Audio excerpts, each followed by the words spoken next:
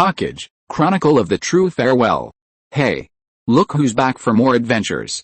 We love having you here to continue this story that keeps us all awake. Important note, all of this is pure fiction, so don't try any techniques you hear here in real life. Your neighbor might call the cops.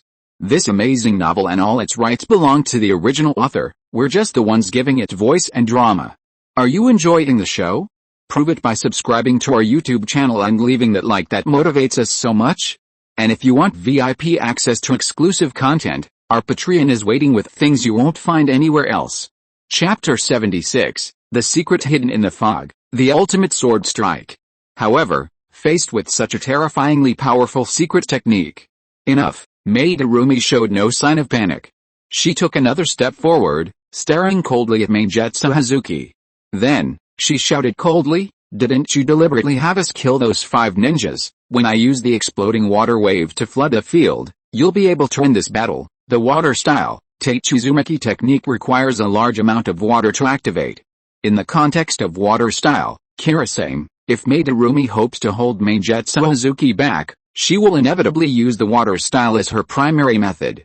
Other ninjutsu, including bloodline ninjutsu, can only serve as auxiliary attacks in such an environment. Once Madarumi uses the water style, or Meijetsu Hazuki unleashes a large-scale water style, the battle is over. With a home field advantage and the secret technique at his disposal, Meijetsu Hazuki is undefeated. Madarumi looked up at Meijetsu Hazuki, her tone questioning. "But you didn't use this technique right away, what were you waiting for? Weren't you waiting for your 5 subordinates to be defeated?" She pointed at the 5 cold bodies of the Oishi ninja on the ground and pointedly exclaimed, "You are so callous and cold-blooded. Are you truly worthy of being an Oishi ninja with your hands stained with the blood of your fellow Oishi? I thought Uchiha Chi's speculation was just nonsense, but your actions prove it." Meijetsu Hazuki fell silent under this questioning. Madarumi paused, then raised her head and continued. "Meijetsu Hazuki, you are so eager to know Yagura's whereabouts." She stared at him with a cold gaze, and shouted with absolute certainty, "You are indeed a demon who longs to overthrow Karigakure and kill its master." Faced with this question again, Meijetsu Hazuki's face showed a hint of anxiety, and his eyes seemed much darker than usual. He immediately sneered and asked coldly, "What does that prove? Or, so what?" Meijetsu took a deep breath and said lightly, "As a ninja, an executioner whose hands are stained with the blood of his colleagues, he should have been prepared long ago. It is a common sense that the killer should be killed. Being killed proves nothing except that they are not good at martial arts and are not suitable for the position of butcher." Terumi Mei couldn't help but frown and asked sternly, "Do you think you are suitable to be the butcher? Then if I ask you to assassinate the 3rd Mizukage, to what extent can you do it?" Meijetsu's face turned cold, and a trace of struggle flashed in his eyes.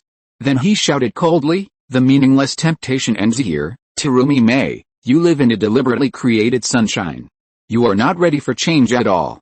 It is enough for you to stay in your greenhouse and be a vase." Then, he stared at Terumi Mei and asked coldly, "Tell me, what does Yagura want to do?" Madarumi didn't show any anger at being called a mere figurehead. Instead, she felt a sense of relief. It was only then, thanks to Uchiha Chi's bold guesses and several rounds of probing, that she finally had the chance to coax him into revealing his true intentions. With both sides reluctantly lumped into the same camp, the crisis was finally averted.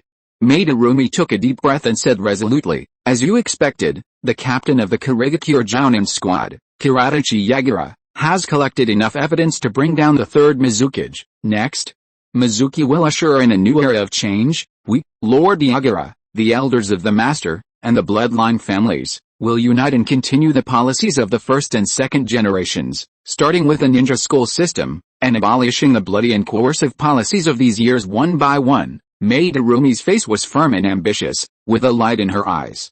She said to Meijetsu Hazuki in a deep voice, "No more chasing ninjas, no more bearing the sin of killing your comrades, and you can serve under the Mizukage again as the next captain of the 7 ninja swordsmen. The elders sent us to retrieve Kirachi Yagura for this very purpose." "Oh?" Meijetsu Hazuki narrowed his eyes slightly. "Really? Then," he replied expressionlessly, "then take me to see Yagura. If he's not worthy enough to become the 4th Mizukage, I'll kill him myself." Madarumi clenched her fists, weighing the options for a moment before gritting her teeth. Then, with a struggle, she nodded. "Okay, but once you reach that place, you must be sealed." "No problem, Maingetsu Kazuki turned expressionlessly, looking at Uchiha Chi behind Terumi. In that case, then, Maingetsu Kazuki's tone turned cold, revealing shark-like teeth and a snarling grin. He bit his finger and formed a summoning seal with his hands. Hi, Su, Yu, Shen, Wei. He placed his hand on the 7 ninja swords summoning scroll, and slashed horizontally, double, large, thunder, break, long, explosion, blunt. Bang, bang, bang, bang, bang, bang, bang, bang. 7 puffs of smoke suddenly rose, and 7 ninja swords, each shaped differently, lined up above the giant water monster's head. Hazuki Maingetsu drew a lightning blade with his backhand, swung it in a shower of cold blades, and pointed it directly at Uchiha Chi, shouting coldly, "Uchiha brat, continue this fight." Uchiha Chi took a deep breath, having anticipated this. He stepped around Terumi Mei and stepped forward, drawing his ninja sword with his backhand. He gripped the hilt with both hands, raised his head slightly, and his gaze fixed. A pair of crimson sharingans fixed on Hazuki Maingetsu, who stood atop the behemoth. He suppressed his inner trembling at the massive beast. He stood straight with his legs twisted, shoulder-width apart, ready for battle. Wait? Hazuki Maingetsu, Mei Terumi suddenly raised her head, eyes wide, and asked in astonishment. What are you going to do? Hazuki Maingetsu simply shook his head at Terumi and said indifferently, he can't know about Kurigakure. Then, he looked at Uchiha Chi coldly and said calmly, don't worry, I'm just giving him a ride. Isn't that why he came here in the first place? It doesn't really matter whether he gets killed by that monster down there or by me. With that, Hazuki Maingetsu pulled his blunt knife, the Kabuto Katsu, and his large knife, the Samehoda, from his knife rack and hung them on his back. From over 10 meters above, he looked down at Uchiha Chi, murderous intent surging in his eyes. Uchiha Chi took a deep breath, looked up at Hazuki Maingetsu above the water monster's head, and let out a sinister grin. You think you can kill me? Come on. The next moment, he immediately activated his secret technique, the earthly wrath suture. From his wrists, dark, tough threads emanated, tightly binding his palms to the hilt. Then, they stretched upward along the blade, forming a reverse spiral, narrow at the top and wide at the bottom. He then unleashed the forbidden technique he could use for the last time, flesh transformation. His well-proportioned muscles rippled, drawing a surge of new chakra from his already depleted body. He then channeled this chakra into the sea seal, clasping his palms against the sword. Water-style, water fang blade, suddenly swirled. The spiraling water blade surged against the wind, infused with a vast influx of chakra, transforming into a nearly 6-foot-long spiral blade. He then cautiously applied the sword technique, chakra attachment, further increasing its sharpness. Uchiha Chi raised the water blade in his hand, which was already at the peak of his power. He raised his hand coldly and pointed it directly at Maingetsu Hazuki, who was standing on a towering height of more than 10 meters, holding the best sword in the entire ninja world. He sneered disdainfully, do you think I'm afraid? His eyes became fierce, and the corners of his mouth could not help but curl up, revealing an impudent smile, and he roared, come on. Meet me to the death. Under the astonished gaze of Terumi, the young man actually took the lead in picking up the sword and charged directly at Maingetsu Hazuki. It will be on the shelves tomorrow, support it with the first order, Godfathers. Bang bang bang.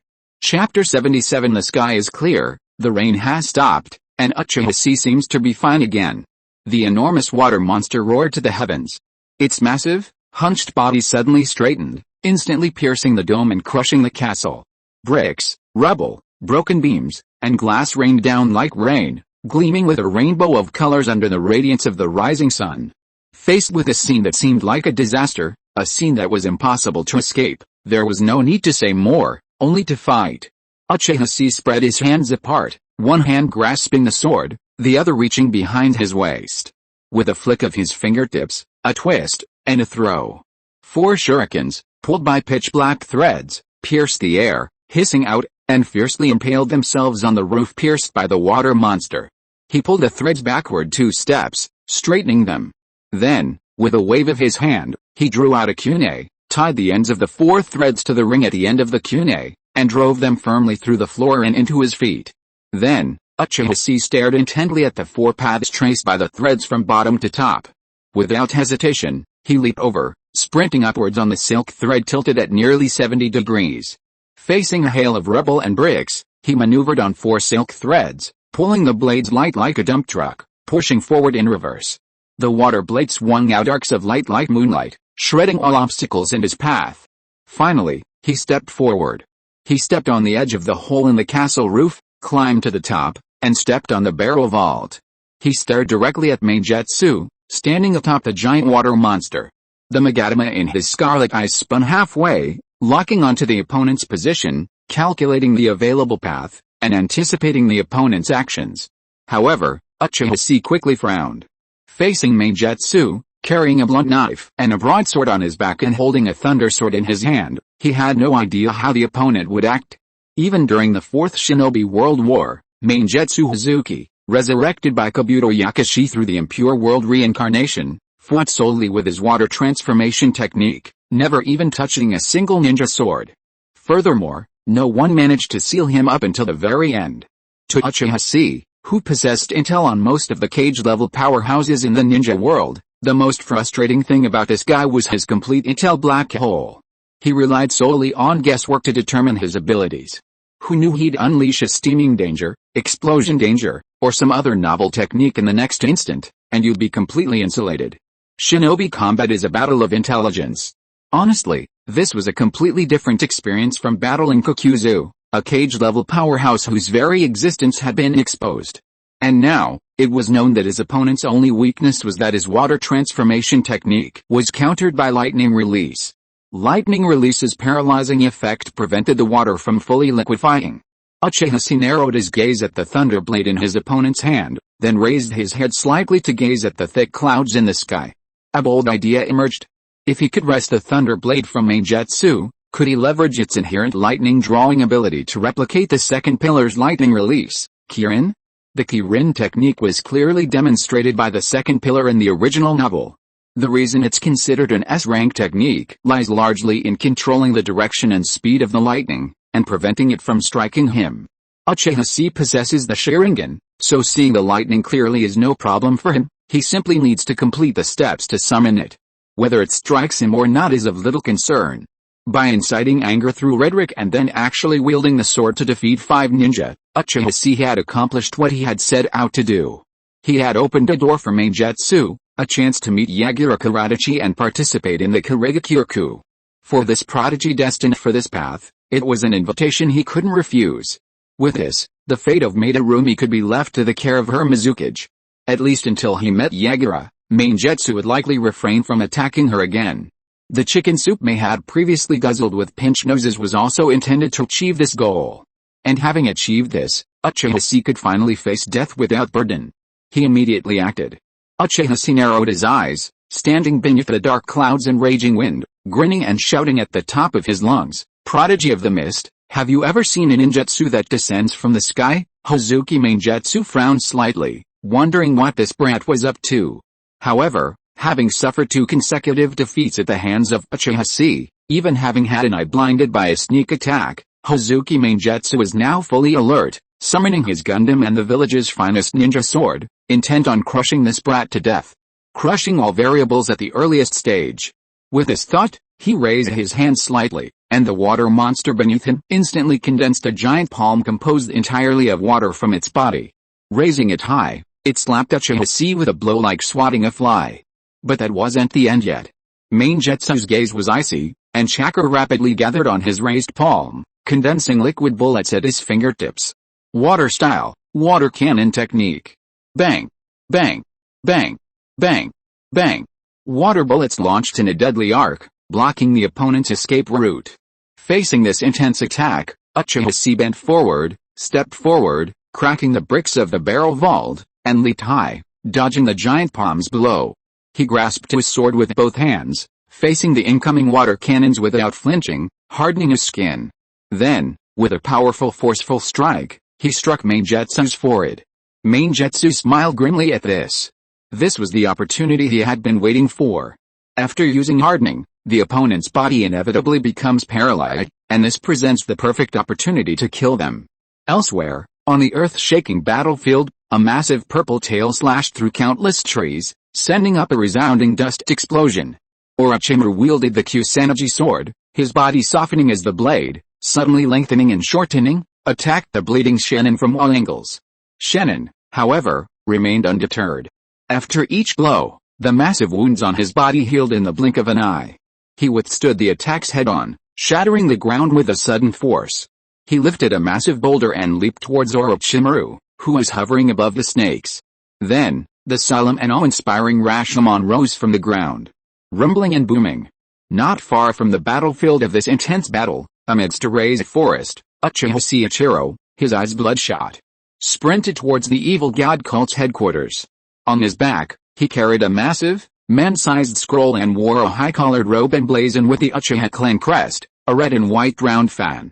Seiichiro's crested Sharingans flashed, scanning the road and the sky. Gravel, giant trees, hurricane-like wind swirling with dust, and the flaming remains of snakes rained down like rain. He had no idea why the aftermath of the battle had suddenly arrived, nor did he care. He gritted his teeth, his eyes filled with hatred and regret. The 2 Magatama in his crimson Sharingan spun furiously, one already having 3 Magatama instead of 2.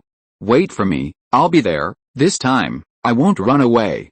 I will save you, Uchiha Chi, still coding, one chapter posted first.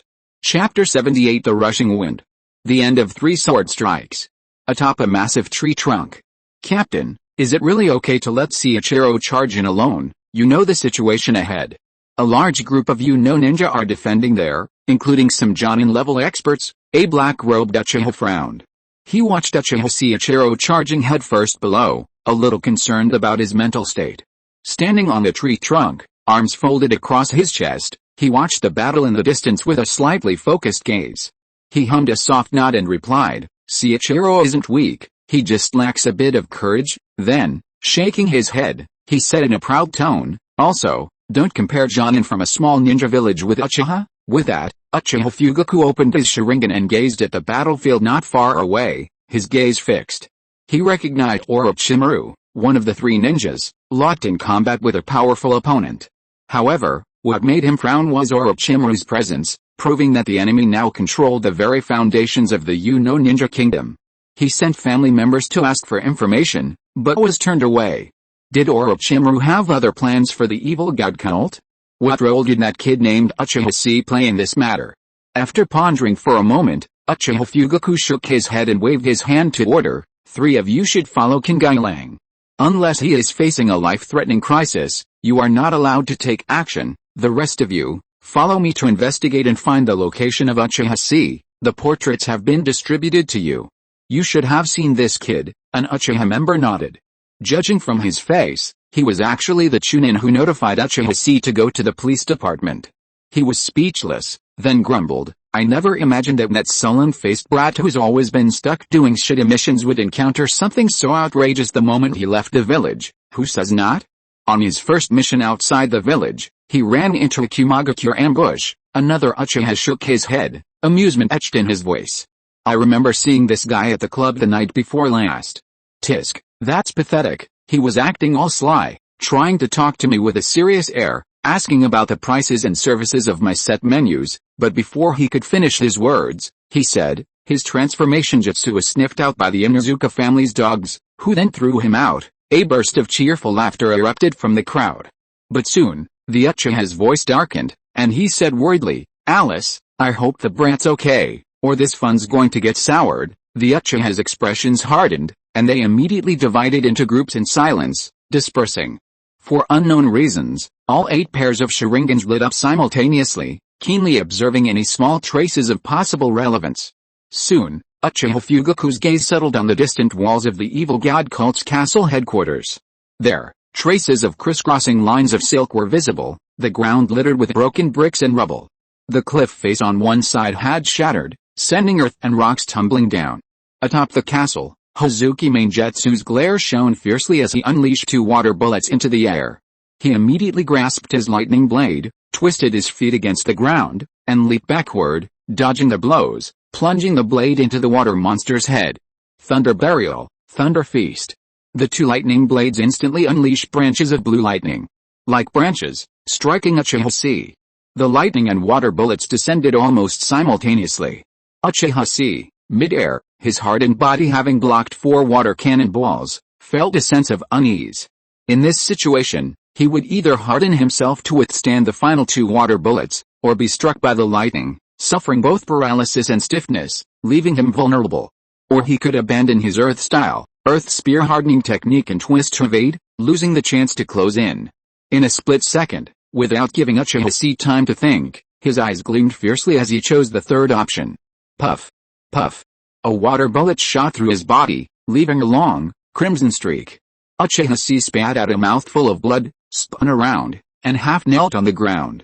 Without a second thought, he immediately stepped onto the ground and charged forward, wielding his water blade, transforming it into a horizontal slash, slicing towards Hazuki Manayu's neck. The water blade spun, slicing across, cleaving Hazuki Manayu's head. But the next moment, the flying head turned into a puddle of water, and another head sprouted from its neck. Hazuki Mangetsu's eyes were indifferent. He waved his hand, raised the thunder blade, and stared directly at Uchiha Chi before him. He said calmly, "I don't know what you're planning, but as long as I maintain my water-like state, I can ensure that none of your attacks will be effective against me, but you." Before he could finish his words, Uchiha Chi slashed again, this time directly at Hazuki Mangetsu's wrist, which held the thunder blade. If Hazuki Mangetsu chose to transform into water this time, he could seize the thunder blade and then attempt to track the lightning. However, as if seeing through C's attack intentions, Hazuki Mangetsu sneered. His water-like body suddenly solidified. Immediately, he reversed his ninja sword, blocking Uchiha Chi's strike. At the same time, he sneered at him with disdain, trying to seize the sword. "But aren't you expecting too much from your swordsmanship? Stop talking nonsense. Take another blow from me." Uchiha Chi slashed back. Clang. Clang. Clang. Clang. The blades clashed, sparks flying. Soon, 2 balls of swordlight drew cold crescents in the white mist, and scarlet eyes drew crisscrossing lines of blood in the mist. Hazuki Mangetsu's gaze was cold. Relying on his complete transformation into water, he attacked without defense, continuously swinging his sword at various parts of Uchiha Chi's body. His swordsmanship suddenly became more than doubled in power. With Uchiha Chi's entry-level basic swordsmanship, he could clearly see the opponent's sword movements and react accordingly. However, once he took action, he was deceived by the opponent's superior swordsmanship and his blocks were always in vain. He was forced to use hardening to forcibly block the opponent's sword. Clang. Another sword struck the hardened skin. Hazuki Mangetsu's gaze fixed, and he abruptly took a step forward, retracting his water transformation technique and solidifying his body. He launched a powerful kick, striking Uchiha Chi in the chest. Seizing the opportunity to recoil, he crossed his lightning blades in a cross pattern, and a burst of blue light erupted. Lightning release, thunder fang. A crackling sound echoed, and from the point where the lightning blades intersected, lightning shot out, spreading in all directions. In his stiffened state, Uchiha Chi had no way of dodging this massive ninjutsu. His body numbed, his pupils constricted. He sensed something was amiss, and immediately channeled his chakra to use Earth Release, Earth Spear, hardening his entire body. Hazuki Mangetsu didn't give him time to react. He first used Lightning Release, Explosion, pointing his 2 blades and summoning a bolt of lightning from the sky. The sky suddenly darkened, dark clouds swirled, and boom. A thunderbolt crashed down, slamming fiercely into Uchiha Chi. Immediately, Hazuki Mangetsu yanked out his blunt sword, Kabuto. With one blow, he slashed at the hardened skin of Uchiha Chi, who had been inflicted with the Earth-style, Earth Spear. Then, he suddenly swung his hammer down on the blade's back, adding additional force. With a crisp snap, the hardened Earth-style, Earth Spear was shattered by the blunt sword, Kabuto. Finally, Hazuki Mangetsu yanked out the last ninja katana hanging from his back. The large sword, Samehoda. He grasped it with both hands and slashed down mercilessly, piercing Uchiha Chi's abdomen with one blow. 1 strike paralyzes, 2 strikes break defenses, and 3 strikes kill. Then, he swung his sword and hurled it to the hall floor. Bang! Hazuki Mangetsu gazed down at the lifeless Uchiha Chi and said indifferently, "It's over." The next moment, the over 10-meter tall water monster suddenly reared up, forming 2 massive hands. It brought down a powerful hammer. With a single punch, the ground was pierced, and Uchiha Chi was slammed into a deep hole. A sudden silence fell on the scene. Mangetsu frowned slightly as he looked at the ground below, wondering if it was a little too brittle. This blow should be enough to crush the little devil into a meat patty. At this moment, A clear and cold shout was heard, "Since the person is dead, get out of here." Maid Arumi stood at the castle gate, looking at Meijetsu coldly.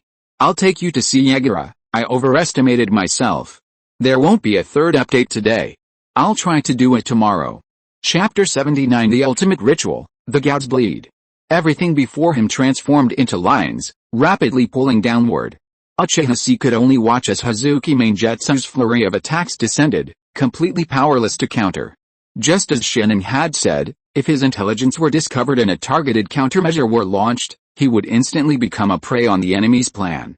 Uchiha Chi had intended to rely on his Sharingan and his exceptional reflexes to continue close combat, attempting to seize the Thunder Blade and summon a lightning release Kirin to destroy the Birdman. The plan was a brilliant one, but a minor hiccup occurred at the very first step. The lack of intelligence, coupled with the minor advantages he had gained in his two previous encounters with Hazuki Meijetsu, had led him to believe he could defeat Hazuki Meijetsu in close combat. However, he hadn't anticipated Hazuki Meijetsu's exceptionally solid foundation. When the enemy abandoned sneak attacks and assassinations, his pursuit of ninja tactics, and instead engaged Sea head-on, he was caught in a fierce confrontation. Hazuki's swordsmanship combined with his twin blades slashed fiercely. This guy was like a berserker with 8 arms, swinging his blades in a continuous flow, like a windmill.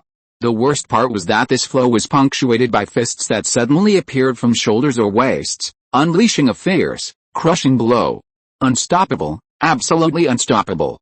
At this point in the fight, Uchiha Chi knew he had made a wrong move, walking into Hazuki Meijetsu's trap. Defeat and death were inevitable. With a hint of resentment, like losing a fight after school, and the prospect of taking home a large sum of money, he couldn't suppress the mad smile that began to curl upward. Uchiha Chi watched as Hazuki Meijetsu drew his great sword, Samehoda, and stabbed him in the abdomen. Ugh, he spat out a mouthful of blood. The sword pierced his body, swung it in a circle in the air, and hurled it downward. Immediately, the over a meter-tall water monster roared furiously, condensing 2 fists the size of dump trucks. They caught Uchiha Chi and slammed him into the ground. Boom. He wasn't the battered mess he'd imagined, his muscles and bones crushed to smithereens. He wasn't suffering the horrific injuries that even the legendary Dr. Bianc would have cried out in despair. With one blow, the floor cracked, but beneath it had somehow transformed into swampy mud. After passing through the swamp-like mud, a vertical tunnel coated in a high-temperature solution appeared before Uchiha Chi. Uchiha Chi's mouth splattered with ketchup, his eyes suddenly widening. He strained his neck to look up, and immediately saw Terumi standing outside the cave, forming the sea seal. She even winked at him playfully. Then, Terumi slammed the seal onto the ground, unleashing a jutsu of earth escape. Earth escape, earth-flowing river. The earth above the passageway stirred, closing the ground where the punch had been struck, forging a massive crater. The light overhead was swallowed by the surging earth, plunging everything into darkness. Now, within the underground caverns, pools of blood stretched like forests of withered bones. From the deep wind tunnel, faint, mournful howls drifted. Torches and light from the wind tunnel illuminated the underground square. Rows of crosses stood above the pools of blood, each nailed to a figure, tortured to the point of near death, its original form unrecognizable. 1, 2, 10, 100, 1,000. Like a medieval cemetery, densely packed, the crosses stood like tombstones. The difference seemed to be that burials were not common here. Instead, it looked like a large, dried beef jerky farm. Just then, a gaping hole eroded through the cave ceiling, and a figure plummeted from the hole, crashing headfirst into the pool of blood. A massive splash. PFFT, Uchiha Chi emerged from the pool, his brow furrowed, and he couldn't help but grimace. The massive sword, Samehoda, chopped down, draining all his chakra. The forbidden technique, flesh transformation, drained his life force one last time mid-air, repairing the wound in his abdomen before ending. Ultimately, he bore the full impact of the fall. Now, he felt pain all over his body, and it felt like several ribs were broken. Hiss, still terrified, Uchiha Chi hurriedly touched his stomach. Fortunately, the large hole in his abdomen, pierced by Samehoda, had been completely repaired mid-air by the forbidden technique, flesh transformation. His six-pack abs were firm, and the feel of the lines between his waistband made Uchiha Chi sigh. My God, how could such a handsome man with such a great body exist in this world? But then, a resentful voice suddenly echoed from above Uchiha Chi's head. That might not be the right time, but boss, can you please stop being so self-absorbed and look here? Save me. Uchiha Chi froze while stroking his abs, then suddenly looked up. On the cross before him, hidden, his face covered in ketchup from his 0-point Filipino ice diving, stared at him with a venomous look. The little brother looked like Jesus on the cross, two large, blackened nails hammered into the center of his palms. Then, as if fearing he wouldn't behave, his nails had tied him with a butcher's knot, like a pork tie. He looked less like the Son of God about to ascend the altar, and more like a piece of pork belly, bound and hung to dry. What a coincidence. Uchiha Chi withdrew his hand expressionlessly, thinking to himself, why is your appearance so different from everyone else's? Hidden, with a miserable expression, shivered all over, staring at Uchiha Chi with a sullen gaze. Yet, what a coincidence. I didn't even know what was happening before I jumped off the cliff. I blinked and found myself here. It's been a long time, and there's not a soul here. A bunch of people howling like ghosts and wolves scared me to death. Uchiha Chi rolled his eyes at him. Without doing anything, he jumped into the boss room, skipping a long series of battles and jumping straight into the process of joining the evil god cult, getting a promotion, a raise, and inheriting the cult's assets. What kind of chosen son of God is this? Shaking his head, Uchiha Chi picked up the ninja sword that had fallen with him. The blade was already riddled with holes, as if it had been chewed by a dog. However, because it was bound with the earth resentment silk thread, it almost didn't break like the katana. Crack! The sword struck a wooden stake, severing the rope holding Hidden. The next moment, the blade snapped cleanly. Uchiha Chi held the hilt in silence, then quickly felt relieved. It had survived dozens of fierce blows against the thunder blade of the 7 ninja swordsmen of the Kurigakure, yet, without breaking. It had performed remarkably well. The rope snapped, and Hidden was finally able to stretch his legs. He looked eagerly at Uchiha Chi, pursed his lips, and pointed to his palm. Boss, there are still these 2 large nails. Pull them out. Uchiha Chi didn't rush. He looked up and glanced around. There was a single opening outside the blood pool, which should be the exit, leading to the outside world. However, dozens of elite members of the evil god cult were guarding the area. Even Uchiha Chi wasn't sure he could make it out, let alone Hidden. After a moment's deliberation, he raised his head, pointed upward, and said to Hidden calmly, Hidden, you only have one way to escape from here now. Huh? How do we escape? Hidden looked surprised, and he looked up at the ceiling, following the direction of Uchiha Chi's finger. Uchiha Chi's expression was serious, as if he were explaining a truly incredible plan. You have to master treading water and trees within 5 minutes, then climb out of that hole, and finally dig through the ground, approximately 6 to 10 meters thick, with your bare hands. That way, you'll reach the castle outside. Hidden was stunned. Learning to tread water and trees in 5 minutes? And digging through the ground with your bare hands? I'm Hidden, not Superman. Wait, what a bullshit plan. Haven't you made any plans to rescue me? In silence, Uchiha Chi turned his back and nodded solemnly, like a veteran cadre, his tone grave. Brother, I've already survived a near-death experience to get here. How could I have time to think about that? Instead of thinking about that, why don't you think about what you're going to do? Me. Hidden looked up blankly, staring at the gaping hole in the ceiling, a look of constipation on his face. What should I do? If he knew those tricks, why would he have had so much trouble running into Kakuzu? Asking him to learn them on the spot now wouldn't be the same as telling him, very good, Hidden.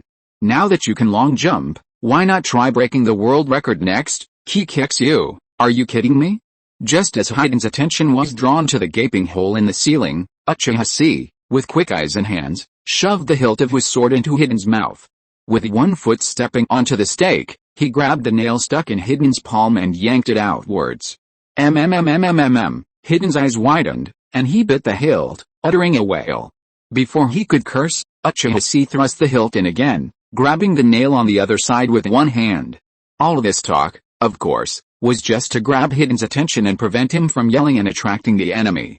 However, at that moment, a large, powerful hand suddenly appeared from behind Uchiha Chi, grabbing his wrist. Then, a cold voice echoed from behind, "Stop!" Uchiha Chi, startled, without even turning, immediately pulled the broken sword from Hidden's mouth and thrust it backwards. However, the powerful blow was blocked by the opponent's raised palm and elbow. "Is this your greeting gift?" the opponent asked indifferently. Uchiha Chi frowned slightly, then did a backflip, followed by a bunny kick, and fiercely kicked the man behind him in the head. At the same time, his hand had already reached the ninja tool bag at his waist, and he was about to swing the shuriken. However, at that moment, he felt a pain all over his body, and his smooth movement seemed to be paused. The man behind him sneered, waved his hand, grabbed Uchiha Chi's kicking leg, and swung it up, smashing it into the pool of blood. You fell from such a height, and you haven't even used your chakra to protect yourself, and now you're fighting again. I don't know how arrogant you are to do such a foolish thing. Plop. Plop. Uchiha Chi was struck so hard it felt like he'd hit concrete head-on. Pain rippled through his body, and he couldn't help but vomit blood again. Only then did he see the man. He was a towering figure, nearly 1.9 meters tall. He wore the black waistcoat of the evil god cult, a hood that hid his face beneath a brim. The front of his robe was open, revealing his muscular build and a pendant bearing the evil god cult's symbol. He looked like a small mountain. He grasped Uchiha Chi's calf with both hands, then lifted him upside down and dragged him across the pool of blood, carrying him to a cross standing beside it. He swung his hand. Clang. Clang. Snap. Snap. 2 iron nails pierced through the center of Uchiha Chi's palm, piercing the metacarpal bone and nailing him to the cross. Then he took out a coil of hemp rope and tied it tightly with a butcher's knot, as if he were tying up a piece of dead meat. At this point, the leader of the evil god cult looked at his masterpiece and couldn't help but curl his lips. The corners of his mouth curled higher and higher, and his eyes were filled with a terrifying madness. Your gift is good, I will accept it, but since the stage has been set, please come and witness it together. This is the ultimate ritual of the birth of the evil god, the blood of the gods. There is another chapter, which will be a little later, and they are all 3K chapters. Chapter 80. The second sacrifice may lead to extreme death. After tying Uchiha Chi to the cross, the evil god cult leader quickly turned and left, walking to the pool of blood and forming hand seals. Gods shed blood? What on earth is that? The Uchiha was stunned, confused. Hidden, hanging on a nearby rack, frowned and said, I know this is the evil god cult's highest level of ritual. They torture 100 girls, 1,000 living people, and use the pain to sacrifice to the evil god, excuse me, and gain power from the evil god. Uchiha Chi frowned and turned to look at his side. On the crosses nearby, withered faces, their eyes dulled by torture, their lives uncertain. That's not right. You said we were sacrificing pain to the evil god, but these people look numb. How can they possibly feel any pain? Uchiha Chi asked, a look of surprise on his face. So, the pain of your evil god cult can be stored, torture first, then initiation. What kind of high-tech is that? Hey, that's enough. I'm not a member of the evil god cult. Hidden curled his lips in dissatisfaction. The shocking scene of hell unfolding around him made him speechless. If achieving peace in the land of hot water requires this kind of price, then what's the difference between those who commit such acts and the ninjas of the great powers wreaking havoc in the land of hot water? Hidden suddenly raised his head, frowning as he explained to Uchiha Chi. However, the evil god cult's sacrificial rituals inflict pain in exchange for the evil god's pleasure, and thus the granting of power. Uchiha Chi looked at Hidden, his eyes clear. You still say you don't understand? Don't you understand perfectly? What the hell is that look in your eyes? I read it in a book. Hidden roared in discontent. What kind of book is that? Even the introductory manual for members of the evil god cult explains this so clearly. Uchiha Chi shook his head, unsure how to complain, so he continued, but if that's what you're saying, it can only mean one thing. Uchiha Chi's tone dropped. Here, a sacrifice has already been made. Next, another. The two exchanged glances, taking in the silence surrounding them, the expressions of the victims frozen in agony, wailing, and dying on the crosses. They fell silent, a wave of fear filling their hearts. Another sacrifice. Hidden raised his head, frowning hard. He glanced around, realizing that besides the two of them and the massive evil god cult leader, there were no other creatures capable of making any sound. Tied to the cross, Uchiha Chi, while drawing chakra, turned his head and looked at Hidden. He couldn't help but ask, Hidden, were you screaming loudly? What? What are you saying? Hidden glared at him. Look around. Uchiha Chi grinned, letting out a dry laugh. No need to guess about the sacrifice. It has to be us two brothers, but I'm a true ninja, a ninja who wouldn't cry even if a sword pierced his stomach. A man sent from heaven who can endure the pain of hell, so, the pain required to sacrifice to the evil god must probably come from you. Uchiha Chi's tone darkened, His eyes narrowed slightly, and he looked at the evil god cult leader who was initiating the ritual. He asked, "Are you mentally prepared?" "What did you say?" Hidden was stunned, confused by Uchiha Chi's meaning. Uchiha Chi shook his head, his gaze growing colder. He said nothing more, only working harder to draw even a trace of chakra from his hollow body. If his assumptions were correct, then this would be far too cruel for Hidden. 1,000-person sacrifice had already taken place, and the second ritual, which would soon begin, would surely inflict even greater and more intense pain upon the evil god, to appease him. Uchiha Chi had initially wondered what kind of torture could have transformed the seemingly normal Hidden into the maniacal, joyous man he would become. Now, as clues converged, the true nature of this evil god's ritual gradually emerged. It would be a terrifying and agonizing sacrifice, a sacrifice beyond the limits of death. Gods shed blood, a sacrifice that would transcend death. A ritual to attain true immortality. Uchiha Chi's only thought was to end this tragedy. To rewrite the future. In the ruined castle, an elderly man in a dark blue robe landed on his crutches, his gaze sweeping across the devastated battlefield. His brow furrowed, and he sighed with slight disappointment. White Zetsu on the side twisted his body, controlled his body to split into a spore clone, dived into the ground, and watched the situation in the cave. "Madara-sama, that kid is still alive, in an underground cave. Do you want to keep checking?" Uchiha Madara shook his head and said calmly, "No need, I was surprised just now, but now I'm convinced. That kid has death in his eyes.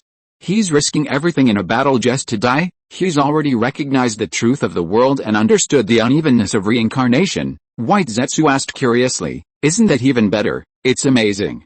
At such a young age, he possesses the same mindset as Madara-sama." Uchiha Madara shook his head, disappointed. "No, quite the opposite. At an age when you should believe in fairy tales, he's comprehended the truth of the world, yet hasn't gained the power to sever the chains of fate. His only path is to escape, until the day there's no escape." Uchiha Madara frowned, his emotions swirling wildly. He was convinced that this kid possessed the talent to open the forbidden eyes. As long as the day came, he would definitely gain those eyes. Otherwise, if he didn't, he would simply die. But if he were to control everything, it would be like trying to hold someone back from dying. It was simply too much trouble.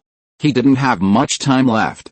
Sometimes, being too smart isn't a good thing. Uchiha Madara shook his head and walked into the darkness.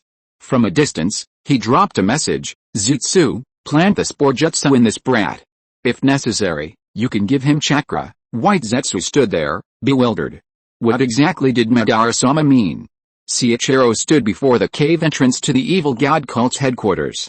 Before him lay the ruins of a battle, a scene resembling a tornado-like destruction of a parking lot.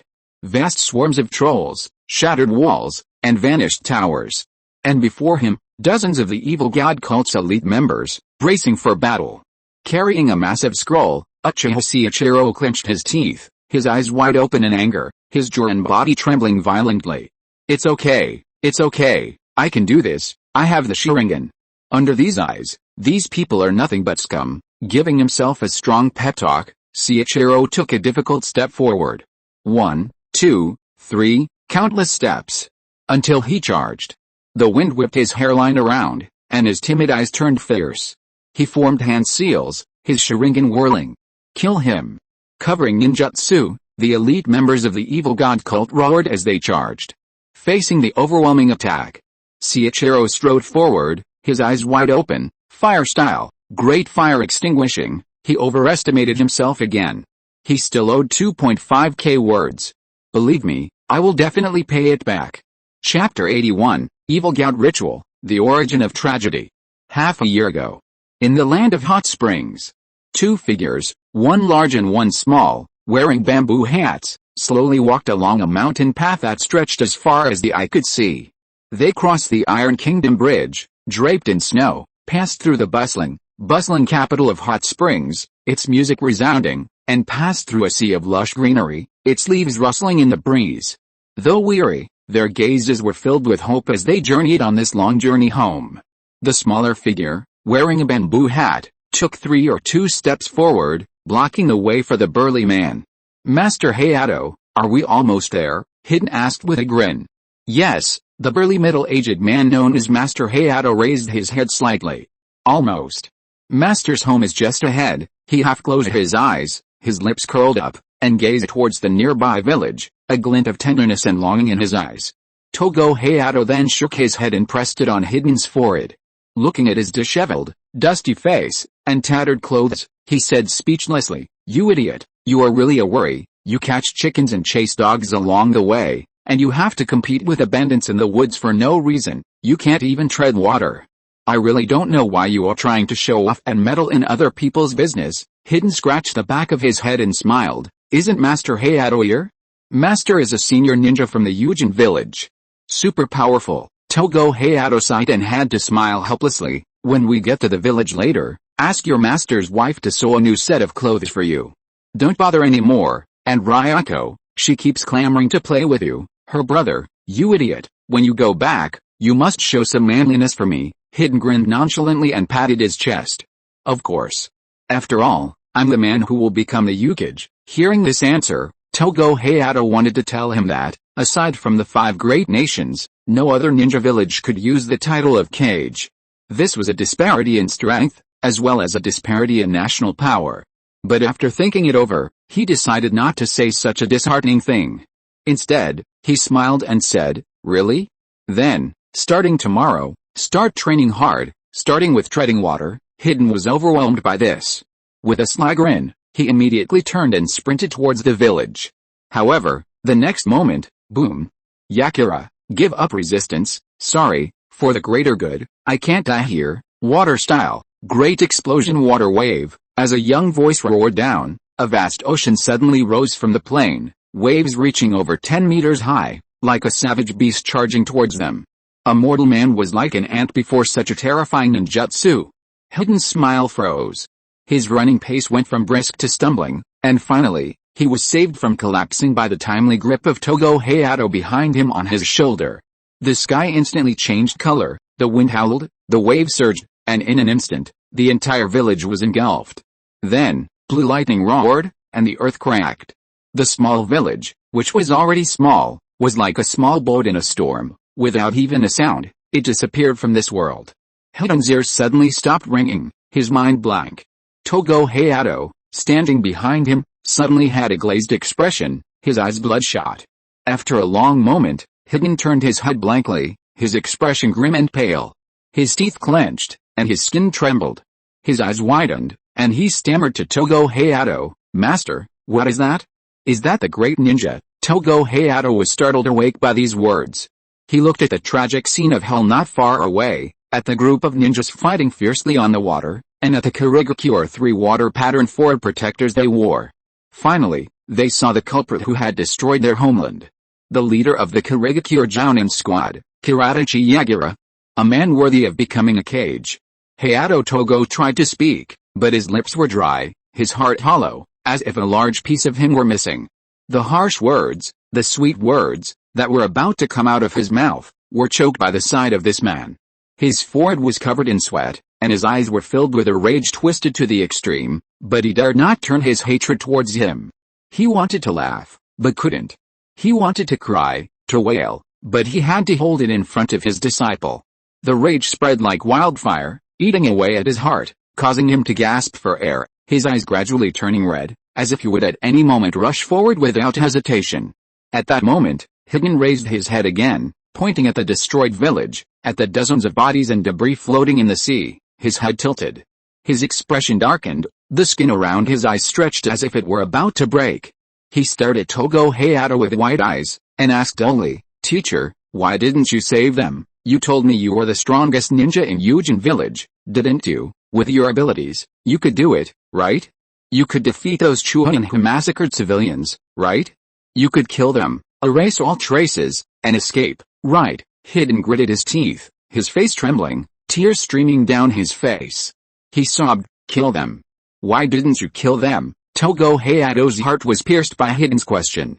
He opened his mouth, but the words faltered for several seconds.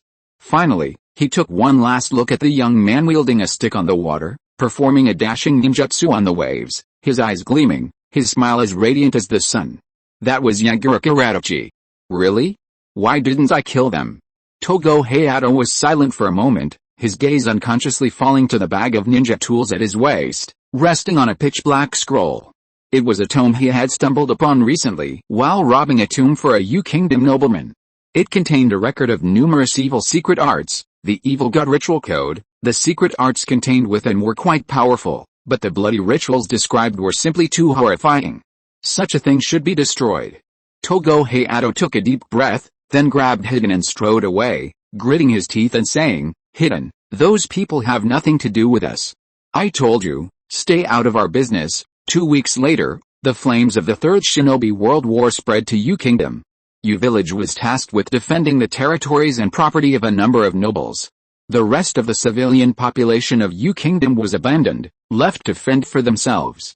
Suffering from the aftermath of the war, U-Village suffered heavy losses, with reports of disappearances and defections reaching them daily. The conflict within the ninja village, between the peace-seeking and militaristic factions, grew increasingly irreconcilable. Frustrated with a weakened U-Village, Hidden left. That same day, 3 apathetic Kumagakure ninjas stormed the village, brutally injuring Togo Hayato and a number of genin, forcing them to serve the village. The departure of his disciples, the pressure of war, and the pain of losing everything weighed like a thick net over his head, piling up again and again. Togo Hayato tossed and turned, struggling to breathe. Every night, he would wake with a start, gasping for breath as he recalled that devastating day. That day, Hidden pointed at the dozens of corpses and debris floating in the sea, at the ninjas of the great powers who had caused it all, and, tilting his head, asked, "Kill them? Why didn't you kill them?" Finally, on that night, amidst the howling wind and the stillness of the surroundings, even the birds and cicadas were hushed, a pair of bloodshot lavender eyes opened. Togo Hayato unfolded the scroll he'd flipped through countless times. The piercing smile on his face gradually widened, twisting into a perverted smile. He formed seals with both hands, forcefully slashed his palms, and pressed his bloody hands hard onto the scroll. Kill, kill, ho ho ho ha ho ha ho ho ho ha ho ha, kill them all, ninja, daimyo, nobles, commoners, since you're all born to suffer, why not put all that suffering on the scales for me to compare? Who's in more pain? Who's in more pain? Who's in more pain? The paper-covered windows and doors were whipped around by the wind, whistling and whistling. Togo Hayato clenched his teeth, a madness of destruction rising in his eyes. Baring his teeth, he roared in hatred, "All of you, die! I will curse this world, institute a blood sacrifice, and kill everyone in the world. There's one more chapter left, so I'll try to post it as soon as possible." If you are listening to this novel on a channel other than Fanfic World, it means it was downloaded and re-uploaded without effort. We warmly invite you to visit our channel, Fanfic World. There you will find the original version of this story and many other novels of various genres. We look forward to seeing you dive into a world of incredible novels. Chapter 82, Curse of Death by Blood, Fidoin's Enlightenment.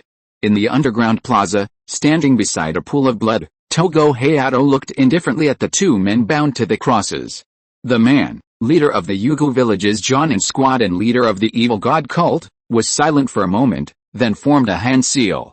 As the seal fell, a vast triangle within a circle ritual base illuminated. The ground shook, and the pool of blood began to sway, its water swaying like red wine in a glass, surging to the shore. Hidden looked at the crosses around him. A silent roar echoed, as if the human pillars had ceased their lives in the most agonizing moment.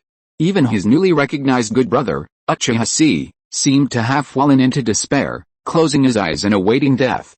He tensed, raising his trembling hand, a hole pierced by a nail, and feebly tugged at the nail on his other hand.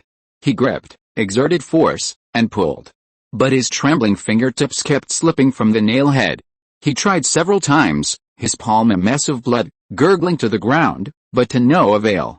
At this moment, Togo Hayato suddenly raised his head and looked at Hidden indifferently, and asked, "Doesn't it hurt?" Hidden's nostrils flared, veins popped on his forehead, and he roared, "Nonsense, it hurts me to death." "That's not enough," Togo Hayato continued with a sneer. "You have to regard this kind of pain as a gift, as an enjoyment. Only then can you gain the constant favor of the evil god. Only then can you become the son of God." "What son of God? Woman's waste. Only perverts would regard that kind of thing as enjoyment."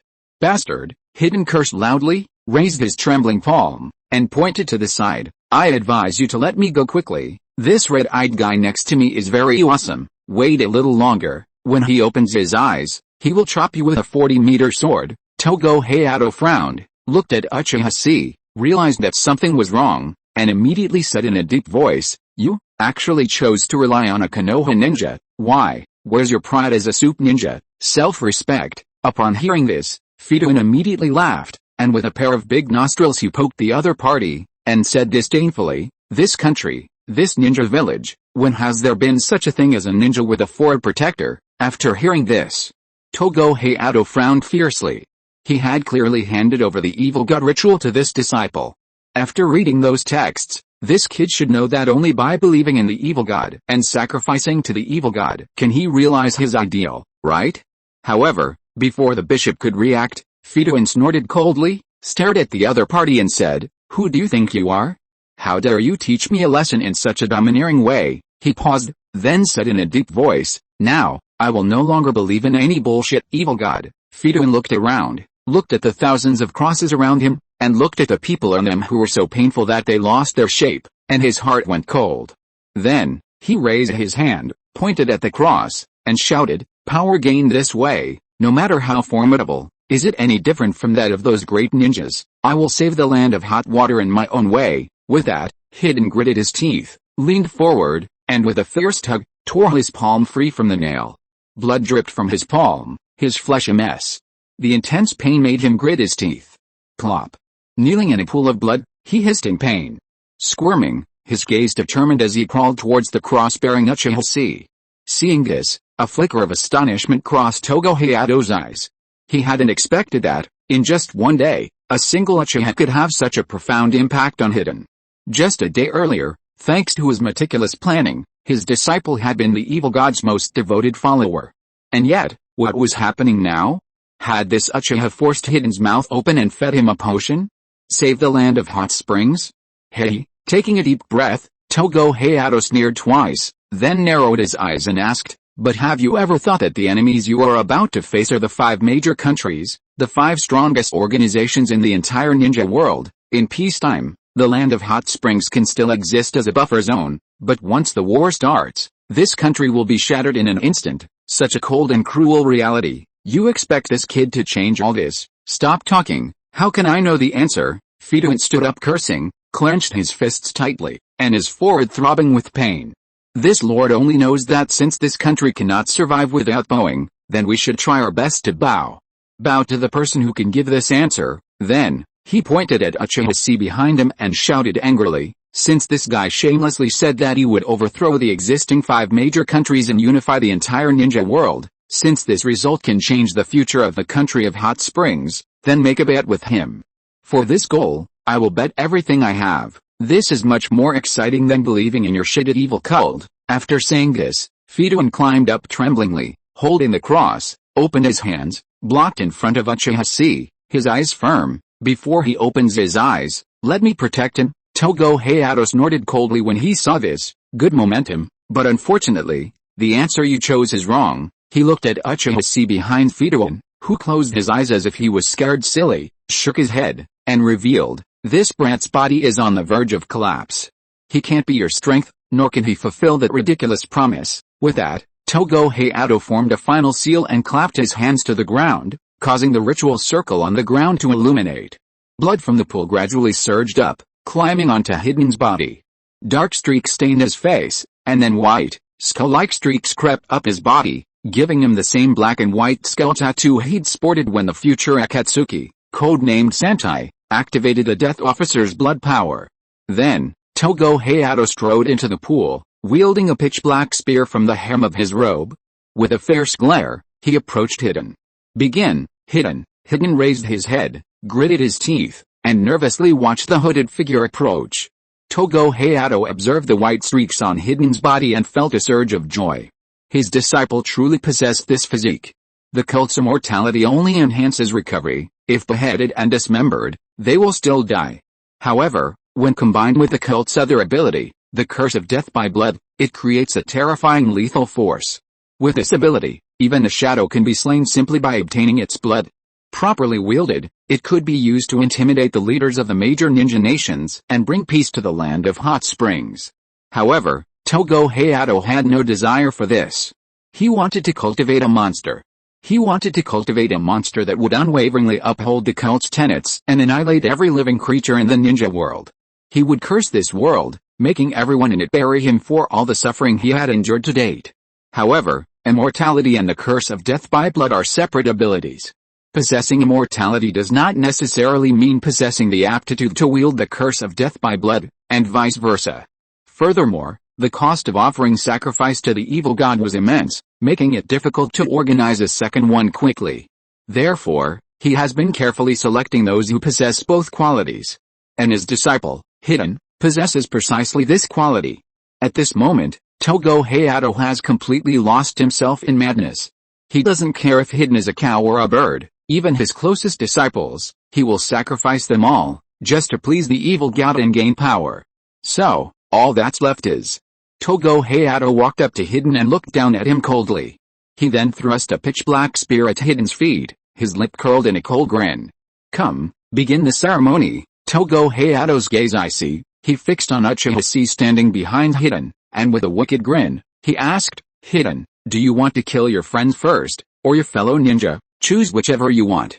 You'll kill them all anyway, you're kidding? Hidden raised his brows and stood firmly before Togo Hayato. Despite his trembling body, he insisted, I won't let you hurt him. However, you're wrong, Togo Hayato sneered. It's not me who's hurting him, it's you. With that, he clasped his hands together, drawing 10 chakra threads from his fingertips. With a flick of his hand, all 10 threads penetrated Hidden's body. Facing a Jounin, Hidden was powerless to resist. He could only watch helplessly as the 10 threads pierced his limbs. Then, with horror, Hidden discovered that he had completely lost control of his body. With a blank expression, Togo Hayato manipulated Hidden, turning around and yanking the jet-black spear from the ground. Hidden could only stare helplessly as he raised the spear and used the tip to slash Uchiha's arm, collecting a pool of blood. He then took the blood from the spear into his mouth. Then, a circle of crimson light emanated from the preset spell formation. The spell, Death by Blood, was activated. Hidden, having seen this spell before, immediately recognized it as the ability used by the evil cult leader during Uchiha's battle with the 3 members of the evil cult in the village. In this case, harming himself would be equivalent to harming Uchiha. Contemplating the horrific consequences, Hidden's eyes widened. With difficulty, he turned his head to look at Togo Hayato, shouting in fear, Wait, what are you doing, asshole? Let go, let me go. He struggled to resist, but still raised the spear in his trembling hand, turned it around, and aimed it at his own abdomen. The smile on Togo Hayato's face gradually became distorted, and an abnormal blush rose. Don't worry, Hidden, I'm very experienced in this. Until your pain is enough to please the evil god and gain true immortality, this kid won't die so easily. Of course, if he dies, it can only be considered as bad luck. Hehe. Chapter 83, Zero Tail is Born, Dark Chakra.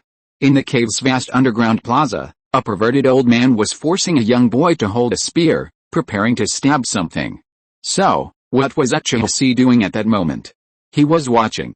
To say he was watching wasn't quite accurate, as his eyes were closed.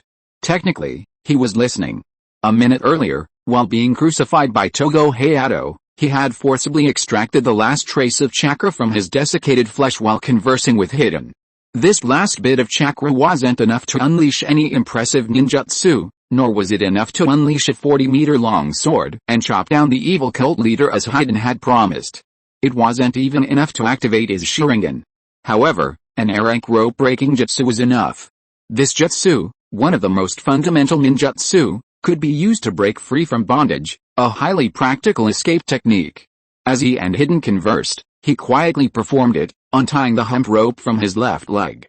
Taking advantage of the moment when the evil god cult leader turned his back to the shore, forming hand seals and performing a spell, he launched himself up and kicked the scroll bound around his right leg. As the scroll flew, Uchiha, enduring the pain, stretched his neck and bit down on the yellow-covered scroll, ripping the knots that bound it with his teeth. He unfurled the scroll. His tongue pierced through his teeth, and blood flowed from his mouth onto the scroll. As the cipher text on the scroll gradually glowed, Uchiha immediately spat it out, letting it fall into the pool of blood beneath him. Hidden witnessed the entire process. But at Uchiha's signal, Hidden wisely remained silent, instead engaging in trash talk with him to deceive the evil god cult leader nearby. Then, Uchiha closed his eyes and tried to connect with the scroll. This scroll was the one Shinin had given him, the one that sealed Zero Tail. Uchiha envisioned this scroll as containing a dark, sinister chakra. As soon as he opened it, a surge of dark chakra would erupt from the boundless darkness within his heart. He'd instantly enter a state of explosive growth, activating Saiyan mode. Unlimited use of flesh transformation. Infinite repair of physical injuries. Combined with a near-infinite supply of chakra. Then, in this state, like Lu Mingfei's assault on the White King, possessed by God of War mode, Uchiha could roar, something for nothing, unleashing his supremely powerful dark ninja technique, Super Active Punch. He could single-handedly smite the evil god cult leader. Like a bulldozer, he'd tear through the evil god cult, a towering macho warrior smiting evil with his righteous flying kicks. And then, earning the admiring gaze of his young fanboy, Hidden, would he? If his chakra wasn't exhausted, he might even leap thousands of meters to find Meijetsu, the one who had slashed him 3 times, and engage him in a second round of intense combat. But, as with everything, there's a but. What caught Uchiha off guard was that after the scroll activated, a small, indescribably dark purple mass emerged from it, a lustrous, shimmering black and purple pool, with 2 white eye holes. The small mass crept out of the pool of blood. Carefully lifting its eyelids, Uchiha squinted his eyes, staring at him. Uchiha, the atmosphere was momentarily awkward. The disparity between his invincible form in fantasy time and the reality of summoning a shimmering mass of shimmer left Uchiha speechless. At that moment, he longed to, like Tom, light up 10 cigarettes, shove them between his lips, and take a deep puff. Man, this isn't smoke rings, it's fucking depression. Only then did he recall Shinin's words to him. At the time, the old man, with a sullen expression, solemnly placed the scroll in Uchiha's hand and declared, "This is a Zero Tail, a terrifying Zero Tail." Uchiha had never expected Shinin to be so generous as to actually give him the Zero Tail. This wasn't a disposable item, it was the real Zero Tail. The purple-black fleshy blob before him was, by its very appearance, a genuine Zero Tail.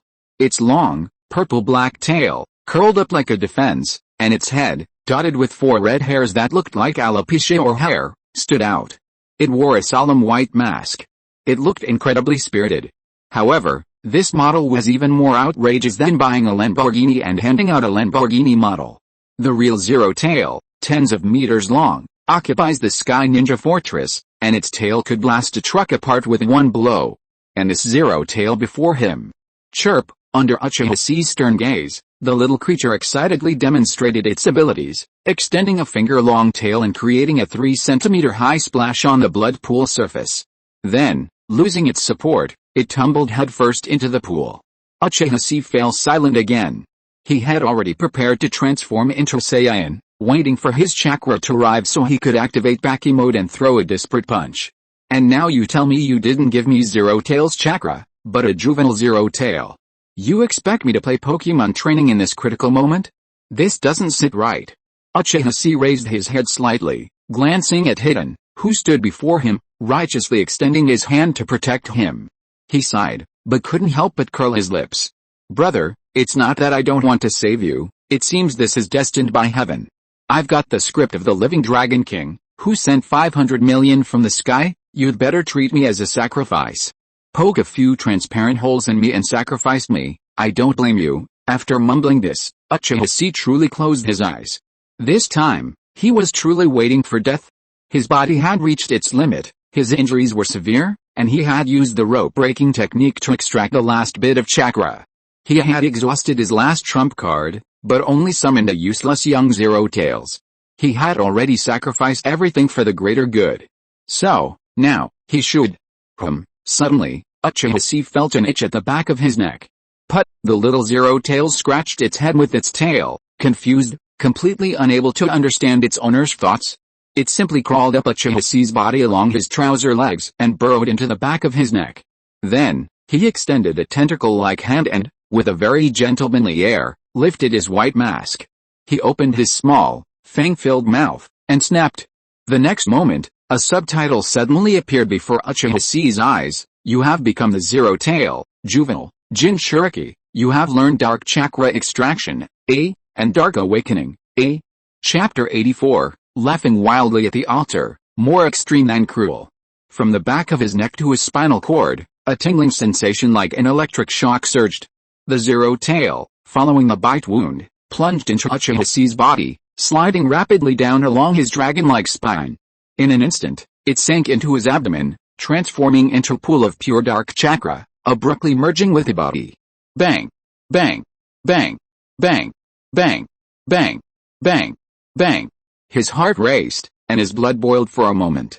The tiny zero tail possessed a modest amount of chakra, roughly the equivalent of an average genin's, but it flowed throughout his body, re-energizing his shattered form with the power of a candle in the wind.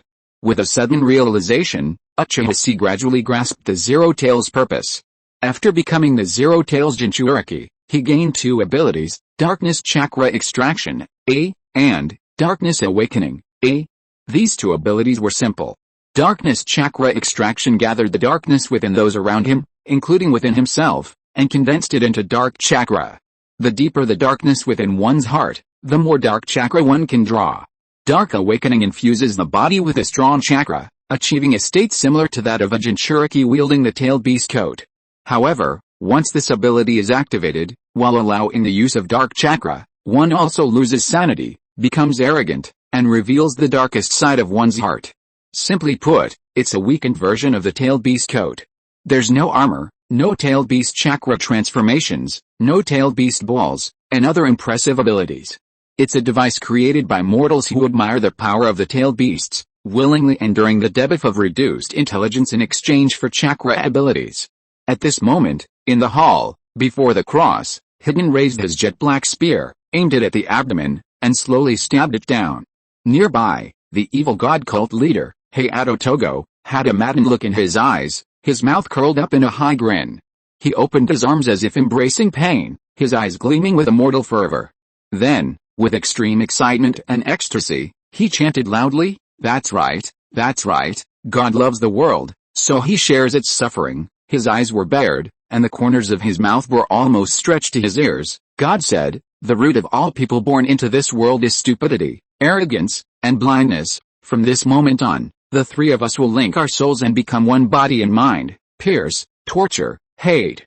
Destroy others, destroy yourself, abandon worldly prejudices and arrogance, throw yourself into the embrace of God, believe in Him. Love Him. Hate Him. This twisted love will be harder to shake than knowledge, harder to change than respect, and more lasting than disgust." Amidst the loud and fanatical chanting, Hidden's hands were shaking, and the muscles at the corners of his mouth twitched constantly. He looked at Uchiha Chi in front of him, his eyes full of horror and fear. He couldn't imagine, even if his mind was burned dry, that Togo Hayato would actually control him to kill the person he risked everything to protect. No, Uchiha Chi. Hidden's voice was filled with tears as he cried helplessly, "Open your eyes. Please, open your eyes now. I'm going to kill you." As this wail faded, Togo Hayato's laughter behind Hidden grew even more morbid. Hidden's wail sounded like heavenly music to his ears, bringing him a surge of pleasure. His brain continuously secreted more dopamine, masking the extreme pain beneath this morbid smile. The spear slowly descended, slicing through clothes and piercing skin, revealing drops of blood. However, at this moment, Uchiha Chi, bound to the cross, suddenly erupted with an evil and cold wave. He suddenly opened his crimson eyes, filled with madness. Two pitch-black Magatama twirled, and a mad smile curved the corners of his mouth. Then, Uchiha Chi suddenly threw his head back and roared with laughter, "Ho ha ho ha, ho ha ho ha, oh ho ho ho ho ho ho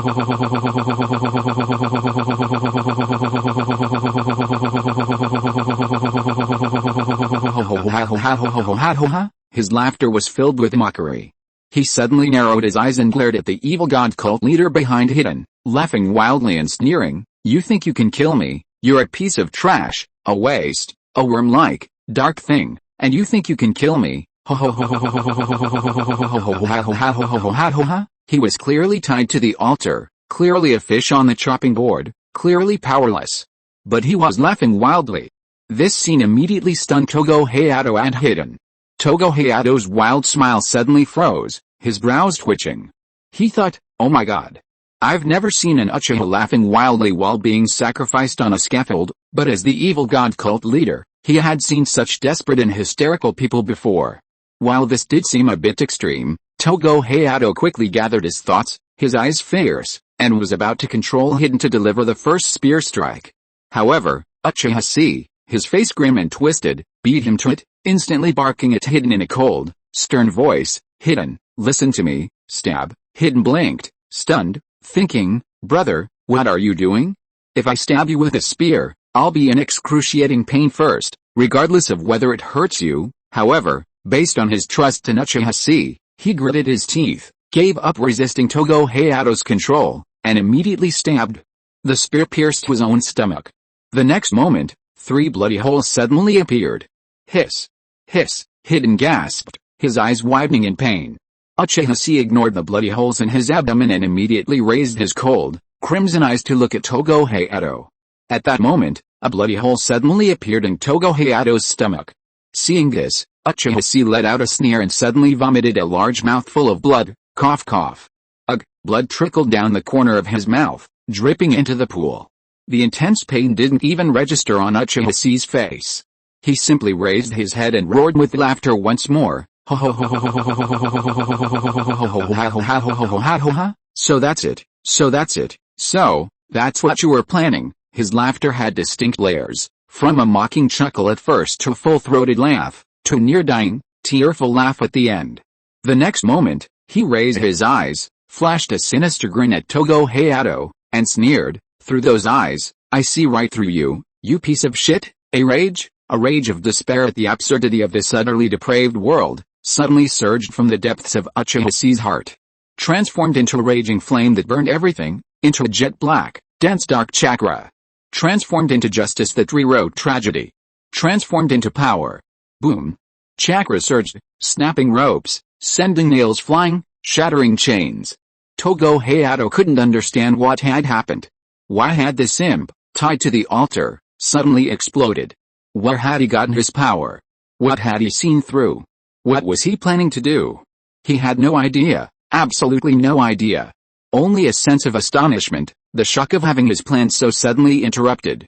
This was the kind of change he hated most, the sudden arrival that shattered everything he possessed. And it was this very uncertainty he wished to curse. To bring the world to dead silence, to make it a world devoid of uncertainty. This was the very thing that had driven him, through countless nights with bloodshot eyes, to delve into his sorcery. It was his long-cherished wish. And so, Togo Hayato's glare darkened, and he increased his chakra, raising his hand to continue controlling Hidden. He wanted Hidden to pierce his heart immediately. The pain offered to the evil god wasn't enough. Hidden might die, the ritual might fail. But that didn't matter. Lost offerings could be found, lost rituals could be reinitiated. But with this unforeseen situation, he was determined to kill him right then and there. He would use the curse technique, death by blood, to pierce this brat's heart and kill Uchiha Chi, the evil god cult leader. Hayato Togo harbors an utterly murderous intent against you. However, Uchiha Chi, who had been staring at him with blood-red eyes, also saw the murderous intent surging in his eyes. At that moment, he broke into a sinister grin, sneerfully declaring, I told you, I see right through you in these eyes. You want to be more ruthless, huh? Then come. Uchiha Chi immediately turned and roared at Hidden. Hidden, kill me, stab me in the heart, kill me, now, immediately, kill me. Godfathers, please subscribe, please vote, please recommend. Bang, bang, bang. Chapter 85 This is the real immortality. As Uchiha Chi finished speaking, the two people present suddenly looked up in shock. What? What did you say? Hidden's pupils widened as he stared at Uchiha Chi in shock and panic, demanding, you want me to kill you? You want me to commit suicide? Hidden gritted his teeth and roared, are you kidding me? Uchiha Chi, are you crazy? Even Togo Hayato couldn't believe his ears for a moment. Had he heard correctly? This brat actually wanted Hidden to stab his heart immediately. The only result would be that both Hidden and he would die here. Yes, Togo Hayato did want Hidden to stab the Uchiha brat in the heart and kill him. To eliminate any uncertainty, he even went so far as to ruin the ritual. But he hadn't even spoken, hadn't even made a move yet. How could this Uchiha brat have predicted his move and even rushed forward to seek death? What the hell? Was he thinking his own death wasn't fast enough? For a moment, a chaotic tangle of thoughts filled Togo Hayato's mind. Even if his CPU burned through, he still couldn't figure it out. What exactly did this Uchiha brat want? Shouldn't he try to resist him and escape with Hidden? Togo Hayato was stunned, bewildered. However, at this moment, Uchiha raised his head and looked at Hidden, a flicker of pity in his eyes. But in less than half a second, he made a decisive decision.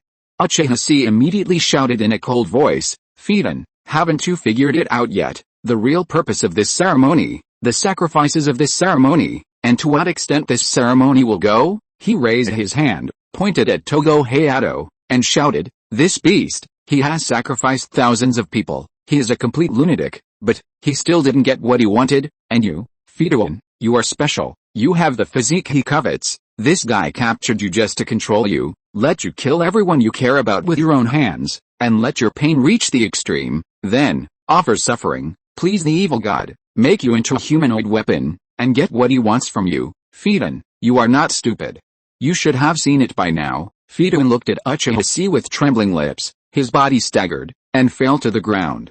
Then, he cried out in sorrow and asked in panic, "Yes, I saw it, but what does this have to do with what you said? What the hell does it have to do with what you said? Why do you have to make me kill you? Aren't you going to wipe out the 5 major nations and unify the ninja world?" Hidden gritted his teeth and shouted angrily, "Are you going to give up here?" Uchiha shook his head, revealing a heavy expression, and sighed sadly, "Because I can't stop him, and I can't protect you, I have no chakra left, and my body has reached its limit." Uchiha raised his head, his eyes struggling, "But there is still something we can do, and that is to stop this evil ritual, if I guess correctly. If you kill me now and pierce your own heart, we will really die, he won't get what he wants, and you won't have to endure the pain of killing your loved ones with your own hands." Uchiha closed his eyes in sorrow and sighed, "Hidden, this is the best outcome, you." After hearing these words, Hidden felt as if his brain had been struck by a shovel, his mind a blur. He stumbled back 2 steps, staring at Uchiha in disbelief, his pupils dilating as he stood there, transfixed. He couldn't believe that these words would come from Uchiha. This Uchiha, always so confident and conceited, even more arrogant than Hidden, would actually surrender and wait for death? In an instant, the pain of shattered faith, the shock of betrayal, and the rage of powerlessness, all these extreme emotions suddenly surged through Hidden's heart, making him feel a chill, as if he were in an icy cellar. At the same time, Uchiha raised his eyebrows slightly and took a deep breath. Every part of his body felt numb as the chakra surged. A huge surge of dark chakra suddenly emerged from his abdomen. Shisui, the little zero tail within his body, lashed its tail excitedly, howling, and opened its mouth to absorb the dark emotion surging deep within Hidden's heart. Like a blower, it constantly drew the darkness from the surrounding hearts, producing a steady stream of dark chakra, filling Uchiha's leaky frame. Uchiha sensed the chakra flowing within him, his eyes narrowing slightly. He felt that if he were to tap into this chakra now, he would instantly gain the strength to shatter even rock with his bare hands. But this wasn't enough. He continued to activate the forbidden technique, flesh transformation. His opponent was the evil god cult's bishop. Based on the intelligence previously gathered by Madarumi, he was most likely a powerful jounin from the Yugu village. Furthermore, he had already undergone a horrific sacrifice of 1,000 people, and had likely acquired the evil god cult's unique physique, the immortality, the combat prowess of a jounin, combined with the incredibly difficult to kill immortality, put him on the brink of becoming a shadow. To defeat him, one must be prepared to die at any moment. He must deceive both his enemies and his allies. He must risk everything, dancing on the blade. Not a single mistake can be made. Hearing Uchiha's words, Togo Hayato's eyes suddenly darkened. He wondered how this severely wounded, practically crippled brat could suddenly rise to his feet. So that was what the bastard had in mind. He was so startled that he nearly controlled Hidden and stabbed him to death. "You've got a good idea, brat." Togo Hayato immediately changed his mind, sneered, and suddenly raised his hand, chakra threads pulsing between his fingers.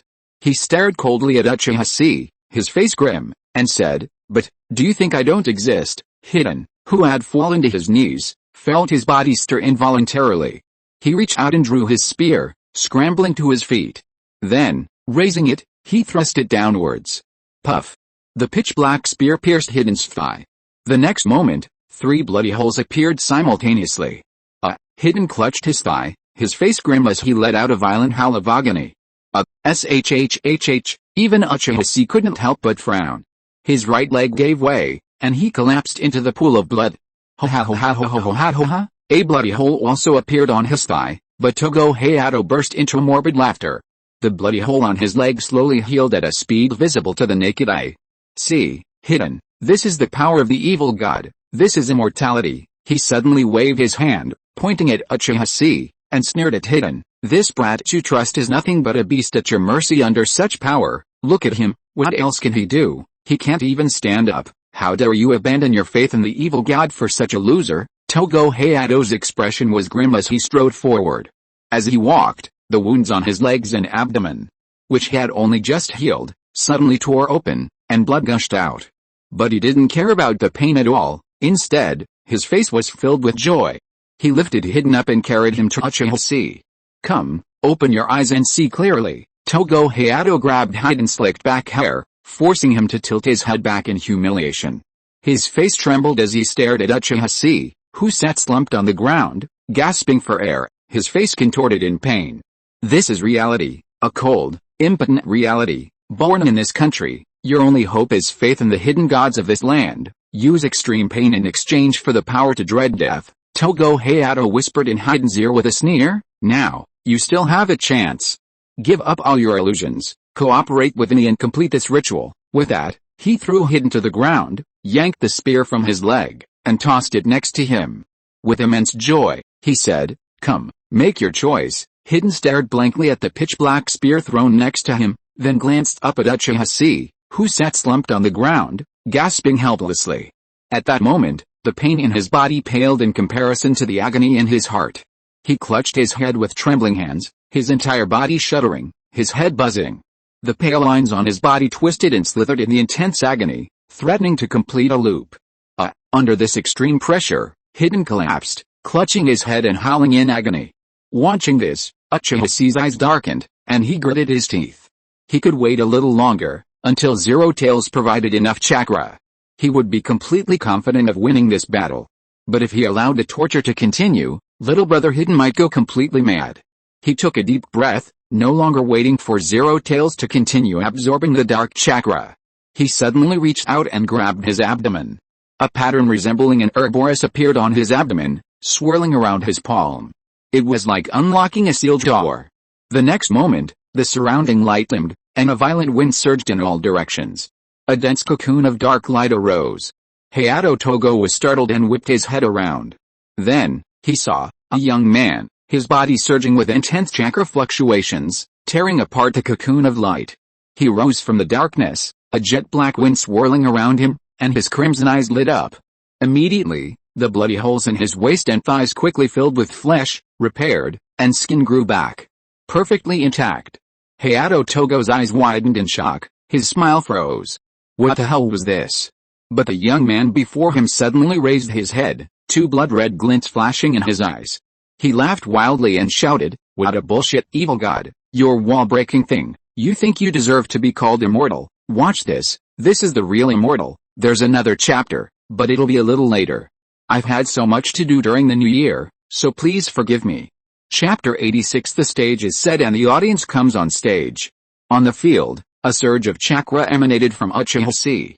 He raised his eyes slightly, his crimson sharingan illuminating as he stared intently at Togo Hayato. A wave of black energy, originating from him, suddenly spread in all directions. The pool of blood surged, the cross creaked and swayed, and even the light waves of the crimson ritual circle where Hidden stood seemed to ripple under the influence of this evil chakra. At this moment, Uchiha Chi was torn between two extremes. Under the influence of dark chakra, dark thoughts surged within him. This surge of murderous intent intensified, and he nearly tried to perform a Star-Lord dance, showcasing the powerful dance skills he had secretly cultivated. However, thanks to his combat intuition, he remained grounded despite this extreme malevolence. At least, his battle plan remained clear: identify the enemy, gather intelligence, gather dark chakra, and then explode. Emulating Shikamaru's tactics, he would dismember and bury the enemy. Uchiha Chi had originally planned to accumulate enough dark chakra to use the 5-minute forbidden technique, flesh reincarnation. However, due to the preemptive use of dark chakra, the execution of flesh reincarnation was imperfect and couldn't sustain it for long. Hence, 2 minutes. He only had 2 minutes to explode. If the outcome couldn't be decided within 2 minutes, there would be no chance of success. He currently had only 2 minutes of super speed regeneration and the chakra in his original form, amplified by 2 eye openings, roughly equivalent to that of an average genin. Without further research and control, the excessive dark chakra couldn't be used directly for ninjutsu, but only as a substitute for the forbidden technique, flesh reincarnation. Of course, Uchiha Chi still had a critically endangered younger brother, hidden, in the state of curse of death by blood. A single stab could effectively stab all 3 of them simultaneously. Leveraging the difference in recovery time between his immortality and flesh reincarnation could be used to devise strategies. But judging by Hiden's condition, at most 2 more stabs would bring him to his knees. Therefore, careful strategic planning is crucial. In less than 3 seconds, he finalized his battle plan. So, the first step was, Uchiha Chi's eyes grew fierce, his scarlet Sharingan swirling. He suddenly leaped forward, leaping in front of Hiden. He formed seals with his hands, then decisively slammed them to the ground. Super Death Battle Barrier. A massive circular cipher spell rapidly expanded, a pale red shield locking onto Togo Hayato before him, separating Uchiha Chi from Hiden. Suddenly, it illuminated. This Super Death Battle Barrier, inheriting and surpassing Kumagakuras, now unfolded. At that moment, outside, in the castle, a group of 5 leaped down. The leader, wearing a dark blue robe with the Uchiha clan's fan emblem tattooed on his back, was tall and possessed a slightly fierce expression. This figure was none other than Uchiha Fugaku, who had led a team to search for his clan members. Uchiha Fugaku took a deep breath as he surveyed the crumbling castle and the devastated hall. In the center of the hall, he saw battle marks identical to those on the city walls, showcasing the Uchiha Ryu's Shushira Jutsu. He was now certain that the brat he'd longed to see, Uchiha Chi, was there. However, Uchiha Fugaku frowned slightly as he gazed at the traces of battle in the hall. The scale of this battle had long since surpassed the capabilities of a genin. Furthermore, along the way, from the volcanic ruins, the shattered city walls, the crumbling cliffs, and now, the castle itself, the level of battle had steadily risen. These battlefields, which he had initially dismissed as insignificant, now even shocked him. This only intensified his curiosity. Who is this brat named Uchiha Chi? After all these battles, how powerful was he now? Had he already opened those forbidden eyes? Uchiha Fugaku inclined to believe it was. Otherwise, there was no way to explain the absurd fact that this brat could still be alive despite such a dramatic increase in the battle level. Uchiha Shisui was the bridge between his clan and the village, that Uchiha Setsuna risked his life for him, and that Uchiha Ichiro bravely stormed the evil god cult's headquarters for him. Just what kind of person was he? Then, Captain, the ground here isn't normal. There are traces of chakra. An Uchiha stepped forward and reported from behind Uchiha Fugaku. Uchiha Fugaku turned abruptly, his 3 Magatama Sharingan flashing, observing the ground. After a moment, his gaze fixed, and his hands rapidly formed hand seals, Si Wei Shenhai Wu Yin. With his index finger raised, he suddenly unleashed a fire escape technique, the Great Fireball technique, at the ground. The intense heat, far exceeding that of an ordinary Great Fireball, instantly collapsed the ground, melting it, revealing a pitch-black hole beneath. Another Uchiha member immediately summoned a red-clad, orange ninja cat. It was none other than Hina, the elite ninja cat under the command of the cat granny. Hina, please smell that brat, Uchiha Fugaku said, squatting at the cave entrance. Hina was startled, then her head furrowed, and she raised her paw to scratch him, angrily saying, "That's too much, meow." Fugaku, you actually think I'm... Before the cat could reply, Fugaku pulled out his wallet and slipped a 10,000 tael bill into Hina's hand. Hina, $. Ahem, as a trusted companion, meow. In that case, I'll help you. Hina happily tucked the bill into her pocket, then lifted her dark nose to sniff. In a sense, a cat's nose is even more sensitive than a dog's. Within a moment, Hina nodded, calmly saying, "Yes, the brat's scent is in there," but, with a blank expression, Fugaku pulled out another 100,000 tael bill and shoved it in. Ninja Cat Hina wrinkled his nose and said, "There is a strong smell of blood down there, and I can hear someone screaming from the position of that brat. It's the scream of being tortured, meow." Hearing this, all the Uchiha were immediately furious, and they all lit up their Sharingan. "Damn it, you dare to torture the children of my Uchiha family, Captain, kill them, Captain, this is really intolerable. Just burn down the evil god cult, Captain, If it really doesn't work, send a letter to Hell Valley by Flying Eagle. The 100 Uchiha will go shoulder to shoulder and replace the daimyo of the Land of Hot Springs. Fugaku nodded to Ninja Cat Hina, then waved his hand, frowned and shouted at his men, "Calm down, follow me down later, and no one is allowed to make a move without my instruction." He narrowed his eyes and said lightly, "That brat is much stronger than you think. Maybe even stronger than you." Hearing this, the Uchiha couldn't help but shake their heads. They didn't dare to refute openly, but secretly murmured, "Huh? Justin, a stupid brat who doesn't even know what to do in a brothel, haha, a brat who can only do D-rank missions that are not difficult at all. Let's just forget about it." I remember that Seiichiro came back that night and told us about the honor that brat wanted to have. You can ask them to empathize with a brat, but to say that this kid is better than them? That's not possible, unless you beat them down and pour boiling water on them. Looking at the different expressions on the faces of his subordinates, Uchiha Fugaku shook his head, jumped up, and took the lead in jumping directly into the cave. Godfathers, please subscribe, please vote for the monthly ticket, please vote for the recommendation. Bang bang bang. Chapter 87. The show begins. The blade flies. Elsewhere, a giant snake coiled its head, sweeping away the forest, winding ravines, and rubble piercing the earth like javelins. Orochimaru, perched atop the towering Rashomon gate, gazed down at the devastated battlefield below. His expression was grim. "I actually let this guy escape," Orochimaru said, his face gloomy, a flicker of anger in his eyes as his cold gaze swept across a large hole in the ground. Orochimaru had come here to learn about Shennin's forbidden technique, flesh reincarnation. The original plan was to force Shennin into an underground cave, exploit the terrain, summon a multitude of snakes, and capture him. But for some reason, Shennin dawdled outside for a long time, failing to step into the trap. Reincarnation required the super-speed regeneration technique possessed by Shennin. Orochimaru, driven to the point of morbid desire for immortality, could no longer tolerate this and finally took action himself. After a fierce battle, Shennin, currently possessing only incomplete Zero Tails chakra, was no match for Orochimaru, one of the renowned three ninjas. Seeing the situation looming, Shennin fainted, forcing Orochimaru's triple Rashomon into submission, then used his physical form to carve a hole and escape.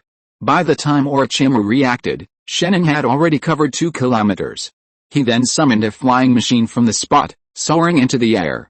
Even the snakes, with their keen sense of smell, couldn't discern the enemy's location through their vomeronasal organs.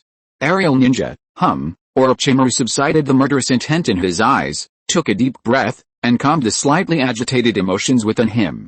After calming down, he thought for a moment, and couldn't help frowning again. Jiraiya has been transferred to investigate the movements of Iwagakure and Tsunagakure. The Third Ninja World War is about to break out. The old man will probably arrange for me to go to the Land of Rice or the Land of Rain. There's not much time. We must take advantage of this opportunity to get the appropriate body regeneration technique as soon as possible. At this time, under Rashomon, the huge purple snake raised its head, looked at Orochimaru, and cursed, "Orochimaru, where are the 100 living sacrifices you promised me?" Hearing this, Orochimaru raised his golden narrow eyes slightly, and then jumped to the forehead of the snake, and said lightly, "Go underground, there are thousands of sacrifices there." As he spoke, his eyes narrowed, and he stretched out his tongue to lick the corner of his lips. "That's right, let me see to what extent this so-called immortal body can reach." In the underground cave, a huge light red barrier expanded instantly. Outside this vast barrier, the rustling of footsteps soon echoed. First to enter were 5 Uchiha ninjas, led by Uchiha Fugaku.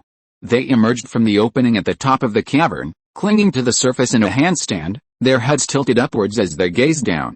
Uchiha Fugaku's crimson Sharingan instantly lit up, scanning the battlefield. His gaze narrowed slightly as he took in the barrier below and the young man within it charging at the evil god cult leader. This barrier is somewhat similar to the regeneration barrier of Kumagakure, but it seems even stronger. Was it cast by the evil god cult leader? To prevent others from joining the battle, is that young man Uchiha Chi? Uchiha Fugaku raised an eyebrow slightly. This barrier's strength lay in its regeneration ability. However, a single volley of fire released from the Uchiha present could pierce it. However, before Uchiha Fugaku could break the barrier, he suddenly raised his head and gazed into a dark corner of the cave. There, a small white snake suddenly regurgitated a secret scroll. With a thud, The scroll summoned a massive gray-black python. Then, a figure emerged from the snake's mouth. Seeing this person, Uchiha Fugaku's pupils suddenly constricted. With long black hair, golden pupils, and pale skin, this figure, a fellow Konoha ninja, instantly recognized him as Orochimaru, one of the Sannin.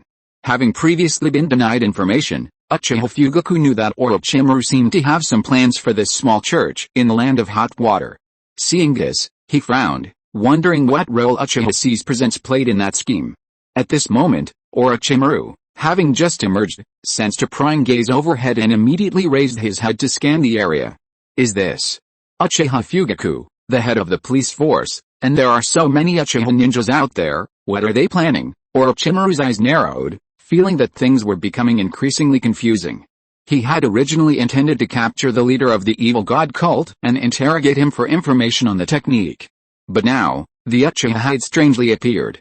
The Uchiha clan, possessing the Ijetsu Kekkei Sharingan, had always been arrogant, presumably looking down on other Kekkei Genkai or secret techniques. Both sides saw each other, and for a moment, neither moved.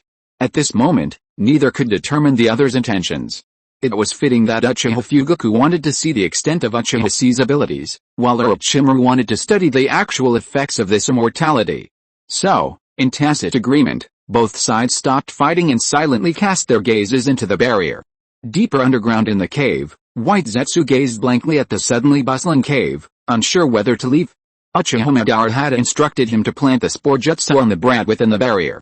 However, with so many Sharingan eyes and Orochimaru's keen sense of smell, if he got too close, his Mayfly jutsu couldn't guarantee detection. Baizetsu was speechless, wondering if the underground base Madara-sama had secretly built for decades had never been so bustling. Were these people just bored? He had no choice but to hide underground for the time being, silently observing Uchiha Chi. For a moment, the atmosphere in the arena was solemn. Within the barrier, Uchiha Chi was completely unaware that so many powerful figures had unknowingly taken their seats in the audience outside. After opening the barrier, he narrowed his eyes at Togo Hayato, standing not far in front of him, dark chakra surging through his body. With his super-fast regeneration ability as a backup, he was practically possessed by Danzo. He immediately abandoned all thoughts, his chakra surged through his body. He twisted his foot, whipped out a kunai, and hurled it, lunging forward. Seeing Uchiha Chi charging at him, Togo Hayato's eyes faded with shock, his face darkening. At that moment, he finally realized he'd been tricked by this brat. Uchiha Chi's words to Hidden were merely a way to lull him down, buy time, and pave the way for this moment's outburst. Sure enough, this brat was a wild card. A fellow like him should be ruthlessly dispatched. With this thought, murderous intent surged in Togo Hayato's eyes. He ducked his head to dodge the incoming shuriken and charged forward. He took a long stride, wielding a jet-black spear from his sleeve pouch. With a powerful swing of his hand, he met the onrushing Uchiha Chi's charge and thrust it fiercely through his chest. Uchiha Chi's eyes darkened. He leaped backward, deflecting the opponent's spear with a single kick. Then, with a slight arch of his palm on the ground, he exerted force and leaped high again, flipping his body in midair and yanking his fingers. The end of the kunai, pinned to the ground, suddenly lit up, and a thin, pitch-black thread stretched straight in midair. Like a sharp knife. Pulling the thread, Uchiha Chi leaped down, a splash of water rising from his feet as he slid forward, arching his body and skimming the ground. A diagonal thread cut combined with the water-cutting technique. Through swift movement, dazzling thread-wielding technique, and gymnast-like physical prowess, he forged a powerful strike. It was as if Uchiha Chi had conjured a 5-meter-long blade from thin air, slicing fiercely at Togo Hayato's spear-gripping hand. Togo Hayato was horrified by the sight. While the evil god cult's immortal bodies possessed remarkable resilience, surviving even a blasted heart, severed limbs proved incredibly difficult to recover from. Uchiha Chi's initial attack surprisingly found a vital spot. What a joke, how could I possibly let you succeed? Togo Hayato's eyes flashed with cold light, his face contorting in a ferocious manner. He immediately used his free hand to draw a jet-black spear and forcefully block the sharp blade formed by the silk thread. Little did he know, this was precisely what Uchiha Chi had calculated. This move was a surefire way to attack and then rescue the enemy. And then, the murderous intent hidden beneath this ordinary move suddenly erupted. Unknowingly, 6 shurikens suddenly landed at Togo Hayato's feet, forming a circle. Uchiha Chi spun around and leaped high again. With his thumbs pinching his middle fingers, he suddenly brought his index, ring, and pinky fingers together and pulled them overhead. The silk threads tied to the 6 fingers suddenly stretched vertically, slicing towards the center. 6 blades lit up. Togo Hayato's eyes widened, and for the first time, fear flashed in his eyes. There's still one chapter left, but it will be later. Chapter 88, Waterblade takes the lead. The immortals fight frantically. When Shikamaru attempted to kill Hiden, he used a prearranged silk thread detonation talisman array, wrapping it around Hiden and shattering him into pieces, completing the killing. Uchiha Chi had no detonation talismans, having used up all his remaining ones while mowing the city walls. But he did possess silk threads, and he mastered their manipulation. By manipulating the Earth's wrath threads, he stretched them straight and slashed them, creating a sharpness like a hard blade, powerful enough to sever his opponent's body. As the original story demonstrates, while immortality is possible, once a body is shattered, it is difficult to regenerate. Uchiha Chi had no time to waste, so his first move was a killing blow. This move clearly caught Hayato Togo completely off guard. His immortality was not perfect, which was why Hiden had to perform the cursed technique, death sacrifice. For a jounin like him, most of his combat power lies in his hands. Once a palm is severed, it becomes impossible to form hand seals and unleash ninjutsu, effectively becoming a lamb to the slaughter. Outside the barrier, the Uchiha witnessed this scene, blinking twice in astonishment. All possessing the Sharingan, they could discern the murderous intent hidden beneath Uchiha Chi's graceful, swirling, and leaping form, as well as the sheer difficulty of his movements. Even Uchiha Fugaku was astonished. Although he had already held a high opinion of Uchiha Chi's shuriken jutsu from the remnants of previous battles, the sight of this scene, as an expert, left him truly astounded. Aside from some flaws in his basic taijutsu, this brat's shuriken throwing angle and control of the threads are absolutely perfect. In the entire Uchiha clan, only Great Elder Uchiha Setsuna can master this level of Uchiha-style shuriken manipulation. He frowned slightly. Could it be that this brat is the Great Elder's grandson, secretly raised and receiving all his knowledge? The more Uchiha Fugaku pondered this, the more certain this became, and his gaze toward Uchiha Chi gradually changed. Off stage, in an instant, Togo Hayato realized that in a pure taijutsu contest, a ninja from a small nation, even a jonin, was no match for this Tumagadama Uchiha. At this moment, the threat loomed. His counterattack with his jet black spear was ineffective against all the threads. Seeing this, Togo Hayato immediately released the spear and formed a hand seal. With the seal, Togo Hayato plummeted to the ground, disappearing. Earth-style, submergence technique. This C-rank ninjutsu harnesses chakra to transform the surrounding earth into liquid, allowing a person to descend into it, seemingly swimming through the earth. Seeing this, Uchiha Chi's eyes flickered, and his Sharingan's vision revealed a mass of chakra swimming beneath the earth. He instantly slid his foot, sending a long stream of water spraying forward as he simultaneously drew back the last kune in his possession and formed hand seals. Maui Si. Water style, water fang blade. With a clasp of his hands, a swirling water blade materialized in his hands. Uchiha Chi stared intently at the opponent's position as he swam beneath the earth, arching his body and gliding, following him like a thorn in his flesh. He thrust his blade into the earth with a fierce thrust. The blade pierced Togo Hayato's head, piercing his face, mouth, and jawbone, protruding straight out. Togo Hayato's scalp tingled. His eyes widening as he twisted his head to allow the blade to slice through his face. Bang! He quickly leaped from the dirt, his forehead smeared with blood, and glared at Uchiha Chi with a ferocious expression. You forced me to do this, little brat. However, Uchiha Chi ignored his rants.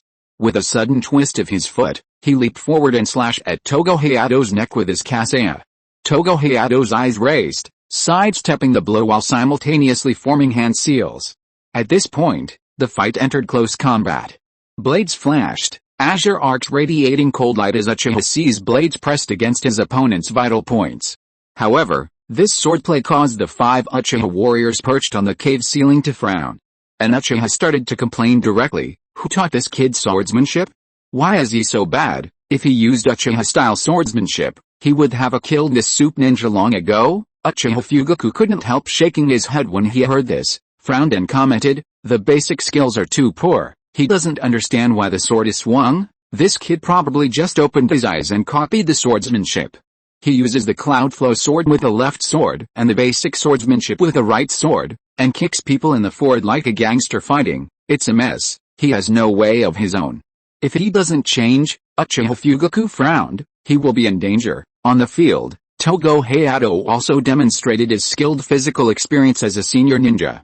While making seals, he was able to constantly dodge the water blade swung by Uchiha Chi by turning his head, jumping, flipping back, and sideways. If he hadn't been forming hand seals, he could have even countered with a few vicious elbows to the face and kicks to the groin. But he was forming hand seals to create distance between him and Uchiha Chi. The boy's shuriken jutsu, combined with those silk threads, posed a formidable threat. Soon, Togo Hayato's hand seals were complete. Water style, water array wall. He suddenly leaped back, gathering chakra in his throat and unleashing a fierce burst of water at Uchiha Chi. This jutsu wasn't just for defense, it also possessed immense impact. Plop. A violent wave of water surged down, pushing Uchiha Chi back with a powerful impact.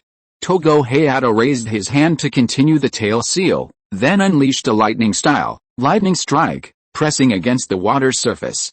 Another dazzling bolt of lightning followed the current, crashing down upon Uchiha Chi. Uchiha Chi frowned, his movements slowed slightly by the numbness that crept through him. Seeing this, a fierce glint flashed in Togo Hayato's eyes. He swung his sleeves, unsheathed two pitch-black spears, and hurled them with all his might. Swish! Swish! One spear pierced Uchiha Chi's chest, the other pierced his leg, pinning him to the ground. Togo Hayato finally had a moment to catch his breath, staring intently at the pinned Uchiha Chi with a frown. He should be dead now, right, but then, remembering the brat's earlier use of rapid healing, he felt a lingering sense of unease. Togo Hayato's gaze suddenly darkened, and he formed hand seals once again. Lightning release, 4 pillars binding. The surrounding earth and rock suddenly shifted and rose, raising 4 massive pillars. Lightning emanated from their shafts, shooting towards Uchiha Chi in the center. Finally, Togo Hayato suddenly raised his hand, unsheathed a black spear, and launched a powerful blast towards Uchiha Chi's forehead. This black spear struck directly at the vital point. The 4 Uchiha on the cave ceiling couldn't help but stare wide-eyed, ready to leap out to save the situation. However, Uchiha Fugaku raised his hand, stopping them, frowning. Wait and see. While Uchiha Chi's demonstrated abilities thus far were enough for him to take seriously, he had a vague feeling that this wasn't the brat's limit. Captain, what are you waiting for? People are being stabbed to death, and we're still standing here staring. The Uchiha looked up, stunned, at Uchiha Fugaku. However, the man with the ferocious face remained silent, his crimson sharingans lighting up as he stared silently at the 4 team members. Watch, he commanded coldly.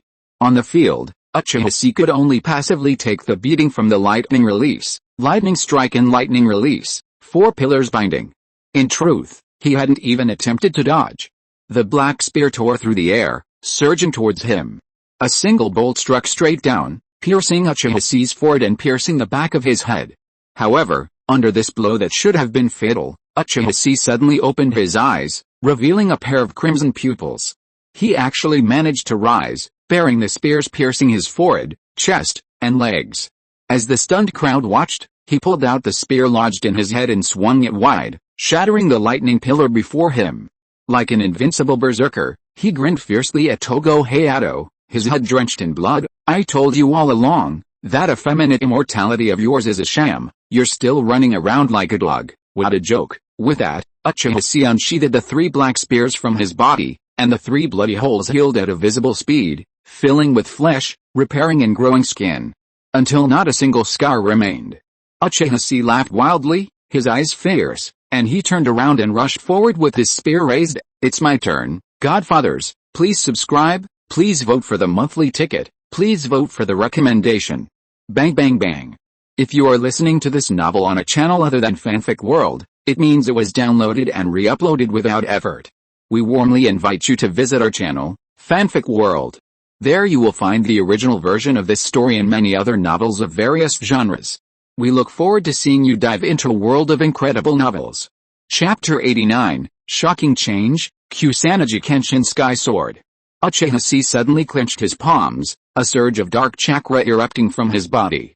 He activated the forbidden technique, flesh transformation, with all his might, suppressing all negative conditions within his body and forcibly repairing them. He smashed through pillars of lightning and pierced through columns of water. He swung his meter-long pitch-black spear in a circle, leaping out of the jutsu's range and launching it with force. Then, seizing the opportunity afforded by Togo Hayato to block, he dove forward, his water blades wielding sparks from the ground. From bottom to top, he slashed at his opponent with a reverse wind. After a series of battles, Uchiha Chi's ninja tool bag now contained 3 shuriken, a kunai, and a few senbei needles, which were of little use in this situation. This meant that the next time he used ninja tools, he would have to use them to sever Togo Hayato's vital points. Otherwise, once the forbidden technique expired, he would be defeated. At this moment, Togo Hayato narrowed his eyes. After a brief moment of surprise, he quickly recovered. He also noticed that after the astonishing display of rapid regeneration, the imp's movement seemed less agile. He quickly concluded that the opponent's immortality was a forbidden technique that consumed a great deal of energy. With such unreasonable recovery, the imp wouldn't be able to sustain it for much longer. With this thought in mind, Togo Hayato immediately turned and ran, determined to drag the battle into a stalemate. Then, a hilarious scene unfolded on the battlefield. Togo Hayato, the leader of the evil god cult, was being chased and hacked at by Uchiha Chi, a knife in hand. Seeing that the opponent showed no sign of acting like a genin, Uchiha Chi began to flee around the barrier, and he had no way to stop him. He wasn't skilled in long-range offensive ninjutsu, and he didn't have many ninja tools, saving them for crucial moments. As time ticked by, a surge of anxiety rose within him. Under the influence of dark chakra, his breathing quickened, his eyes reddening. Then, uncontrollable rage ignited in his pupils. Uchiha Chi suddenly leaned forward, stabbing into the ground, heedless of the blood swishing from his palm. He forcibly pried a stone from the cave floor, crushing it with his palm. He then hurled the scattered stones with all his might, roaring furiously, "Stop! Stop right there, what are you running for? Stop running, you, a genin with an immortal body, are so afraid of a genin like me, come on. Come and fight me, fight to the last drop of my blood." Stones flew in chaotic yet perfect arcs, ricocheting towards Togo Hayato, forcing him to dodge and evade. However, upon hearing Uchiha Chi's words, Togo Hayato not only didn't stop, but actually ran even faster. He cursed inwardly as he ran. "Genin? You call them genin? What kind of genin has such a throwing technique?" he couldn't even understand. And this inexplicable surge of chakra, and a regeneration ability even more terrifying than the immortality of the evil god cult, Togo Hayato had never seen such a strange person before. This kid was even more evil than the evil god. At that moment, the pale red barrier in the field suddenly shook. A cold light suddenly flashed outside the barrier, and then, it suddenly expanded. Kusanagi sword, Sky Tachi. An ancient sword soared into the air, its blade piercing the barrier's weak point, extending infinitely. Stretching nearly 100 meters. With one strike, it struck the core of the secret code that had raised the barrier with Uchiha Chi's slap on the ground. With a gentle stroke, the pale red barrier collapsed and shattered, quickly dissolving into nothingness. Then, click, click, click. Suddenly, from the dark corner of the cave, a series of urgent footsteps echoed. In the shadowy corner of the cave, Orochimaru narrowed his eyes, watching the battle within the barrier. More specifically, he was watching the evil god cult's bishop, Togo Hayato. He wasn't concerned with the battle within the barrier, he simply wanted to capture the man and torture him to uncover the true nature of his so-called immortality. However, the barrier before him blocked his path. Looking at the barrier, Orochimaru raised an eyebrow slightly and pressed a finger. Ripples immediately appeared on the pale red surface. "Is this the regeneration barrier technique of Uzushio village?" The experienced Orochimaru immediately recognized the barrier's origins and raised an eyebrow. He knew many ways to break it. However, on the other side of the cave stood a group of Uchiha warriors whose purpose was unknown, especially a fierce-looking man, the captain of the police department, Uchiha Fugaku. This man gave him a sense of danger. So, he suppressed his inner anxiety and silently watched the battle unfolding within the barrier. But then, he saw Uchiha Chi, with 3 thick black spears piercing his forehead, thigh, and chest, and open his crimson sharingans. Then, the brat calmly removed the spears from his forehead and climbed to his feet. Furthermore, the wounds were healing at a visible rate. "Wait, Seeing this, Orochimaru's pupils suddenly constricted, and he gasped, uttering the name of the technique, forbidden technique, flesh reincarnation. The excitement in his heart surged like a torrent, and his heart began to pound. A gleam of brilliance suddenly shone in his golden eyes. He quickly focused his full attention on Uchiha Chi, analyzing a number of things. Is this the brat we encountered on the city wall? Huh? It's emitting the same evil chakra fluctuations as Shinin, and this technique. That's right, Orochimaru's breath hitched.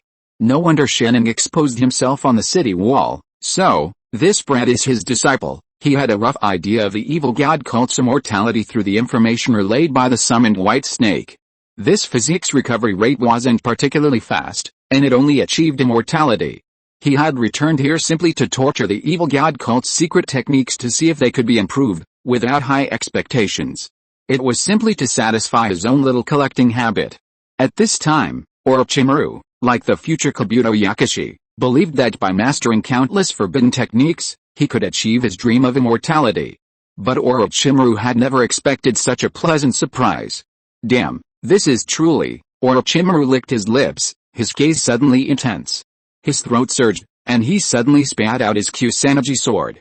Biting the hilt, he formed hand seals with his hands. He raised his head and swung it, sending the Kusanagi sword soaring into the air. The blade swelled in the wind, its tip piercing the surface of the barrier, piercing inward.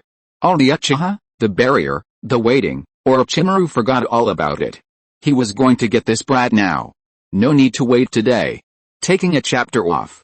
Leaving home and driving onto the highway. I've been so busy with the New Year holiday, visiting relatives every day, that I can't concentrate on writing. I'll resume my regular updates tomorrow after I get back home and settle in. Also, I've read everyone's comments and will finish this chapter within 2 chapters, moving on to the story of entering Iwagakure, the Minato storyline, and officially participating in the Ninja World War.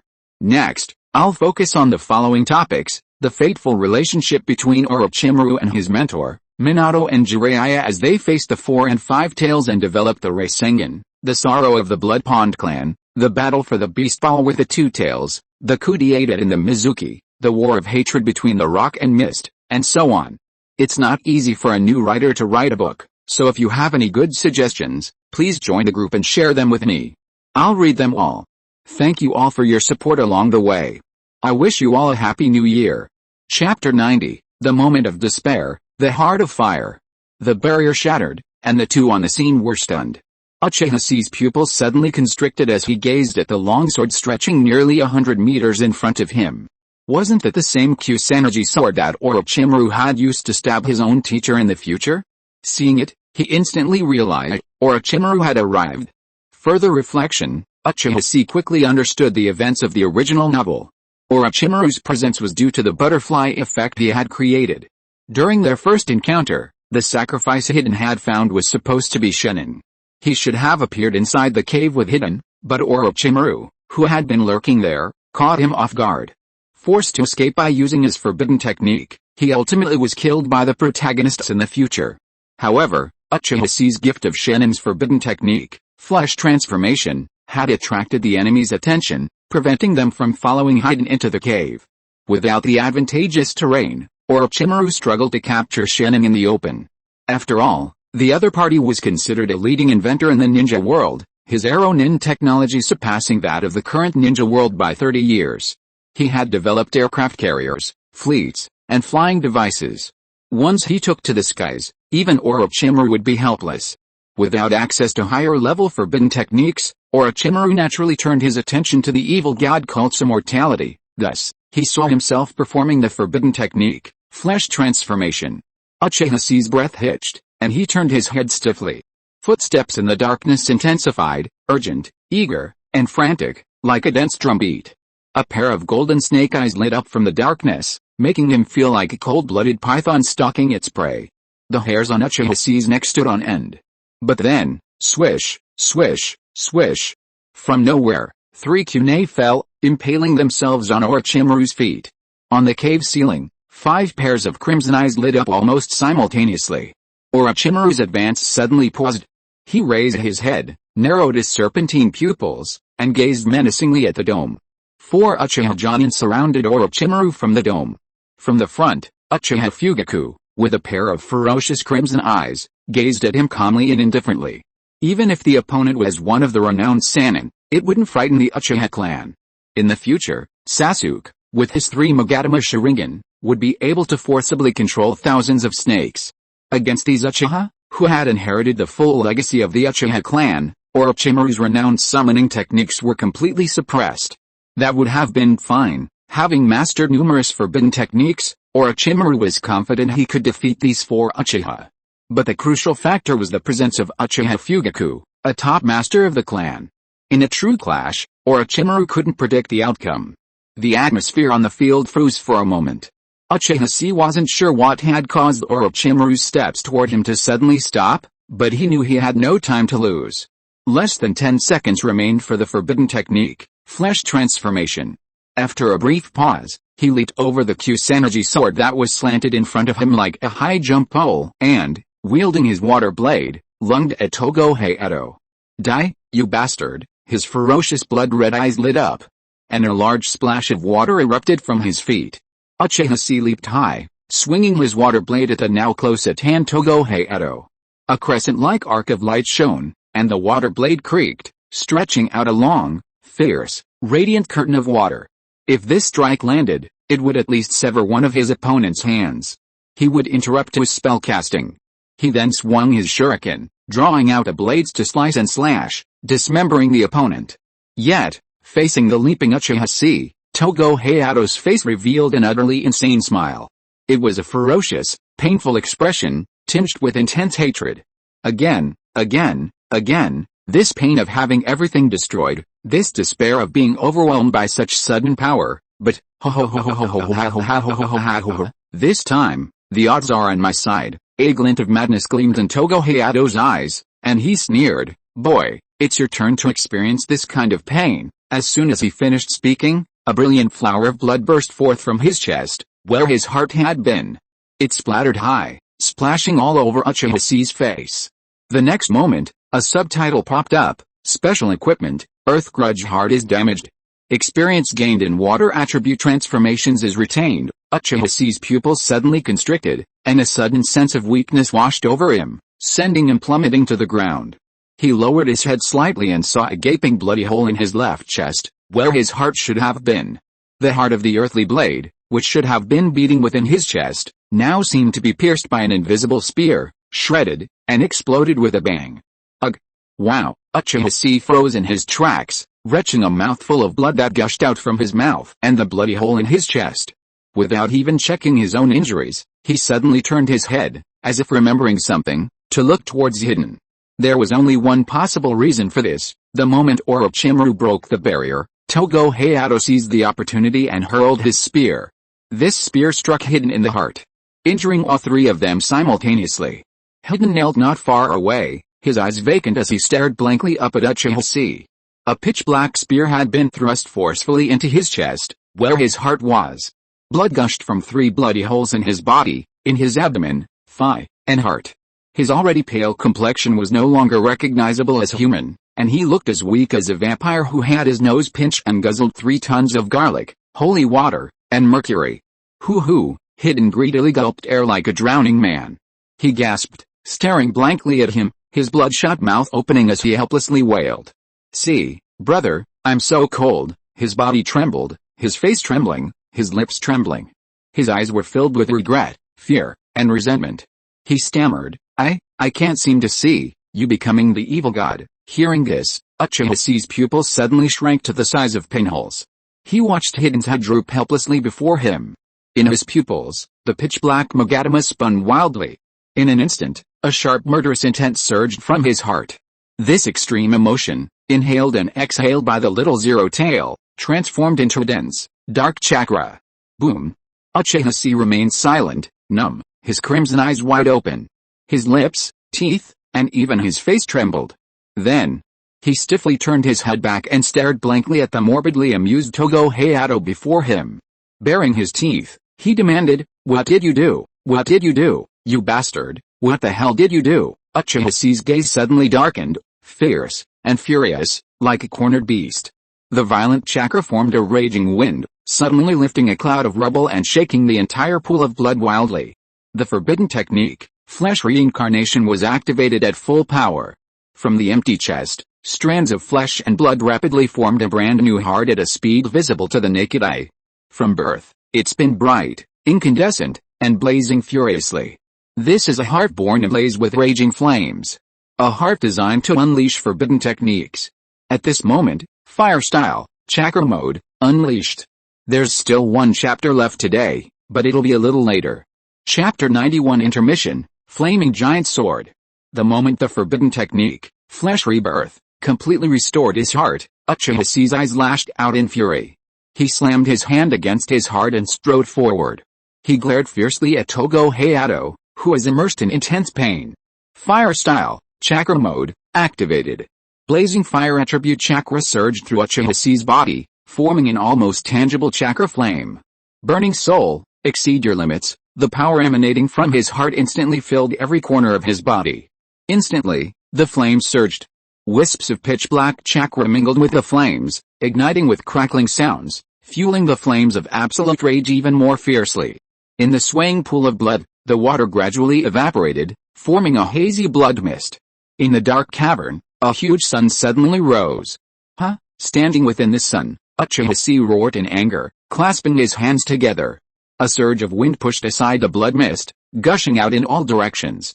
This power, could it be that forbidden jutsu? Uchiha Fugaku turned in shock, his gaze fixed on Uchiha Chi standing in the flames. This is outrageous, and he actually mastered it. His expression quickly changed again. Oh no. The Tumigatama Sharingan can't use Izanagi. He'll die. Mastering this jutsu signifies an exceptional talent for cultivating fire attribute chakra, surpassing all others. Such talent is rare in the entire Uchiha clan. Watching this scene, Uchiha Fugaku, burdened with the responsibility of becoming the next head of the Uchiha clan, clenched his fists tightly, feeling a surge of regret. This regret filled him with an unbearable restlessness, his heart alternately burning like fire and weighing like a stone, never letting up. If he had acted sooner, he wouldn't have pushed this brat to this point. Was he being too cautious? Elsewhere, a fierce wind whipped Orochimaru's long hair wildly back, his robes rustling as they blew. Standing in the wind, he looked up in astonishment at the sun rising from the pool of blood, a look of disbelief in his golden serpentine pupils. This kind of power, what kind of jutsu is this? Instantly igniting all my chakra and burning chakra, turning every inch of my flesh and blood into dry firewood, thrown into this blazing flame, transformed into power, hiss, Orochimaru gasped in astonishment. His golden serpentine pupils reflected the young man roaring in anger, his hands clasped together in the sun. This sun, emanating from the radiance of mortals, this jutsu, so utterly contrary to his ideals, instantly exploded before his eyes. His mind was shaken. How could someone be so foolish? To literally consume themselves for the sake of others. With such a will, even his teacher, Sarutobi Hiruzen's will of fire, would pale in comparison. But soon, Orochimaru remembered his purpose. His eyes widened, and he thought to himself, oh no, the forbidden technique, flesh reincarnation won't be able to keep up with this burning speed. This kid's going to die. We have to find a way to keep him alive, and then dig the information about the technique out of his mind. For a moment, Orochimaru's thoughts raced, and he frowned, trying to figure out what technique he could use to save the brat before him. Meanwhile, underground, White Zetsu looked at the scene above, a look of shock on his face, and swallowed dryly. I finally understand what Master Ban means. Even if this brat is qualified, he's incapable of acting as Master Madara's spokesperson. He's truly too impulsive. If I were to inject chakra into him now, the spores would be incinerated before they even get close. Even if you were to receive chakra, it would simply become fuel. White Zetsu looked with despair at Uchiha Chi, who was performing a forbidden technique, effectively committing suicide, and wailed, Master Madara, how do you expect me to save such a monster? Standing amid the blazing flames, Uchiha Chi watched as Hiden, whose head dropped silently, felt a wave of oppression surge within him. Hiden's final words, the very word big brother, pierced his heart with a wrenching pain. Because Uchiha Chi knew better than anyone that he wasn't qualified. He had risked the trust of others and thrown himself into death, spouting high-sounding words. His motives were ulterior from the very beginning, simply switching sides, facilitating insurance fraud and committing suicide.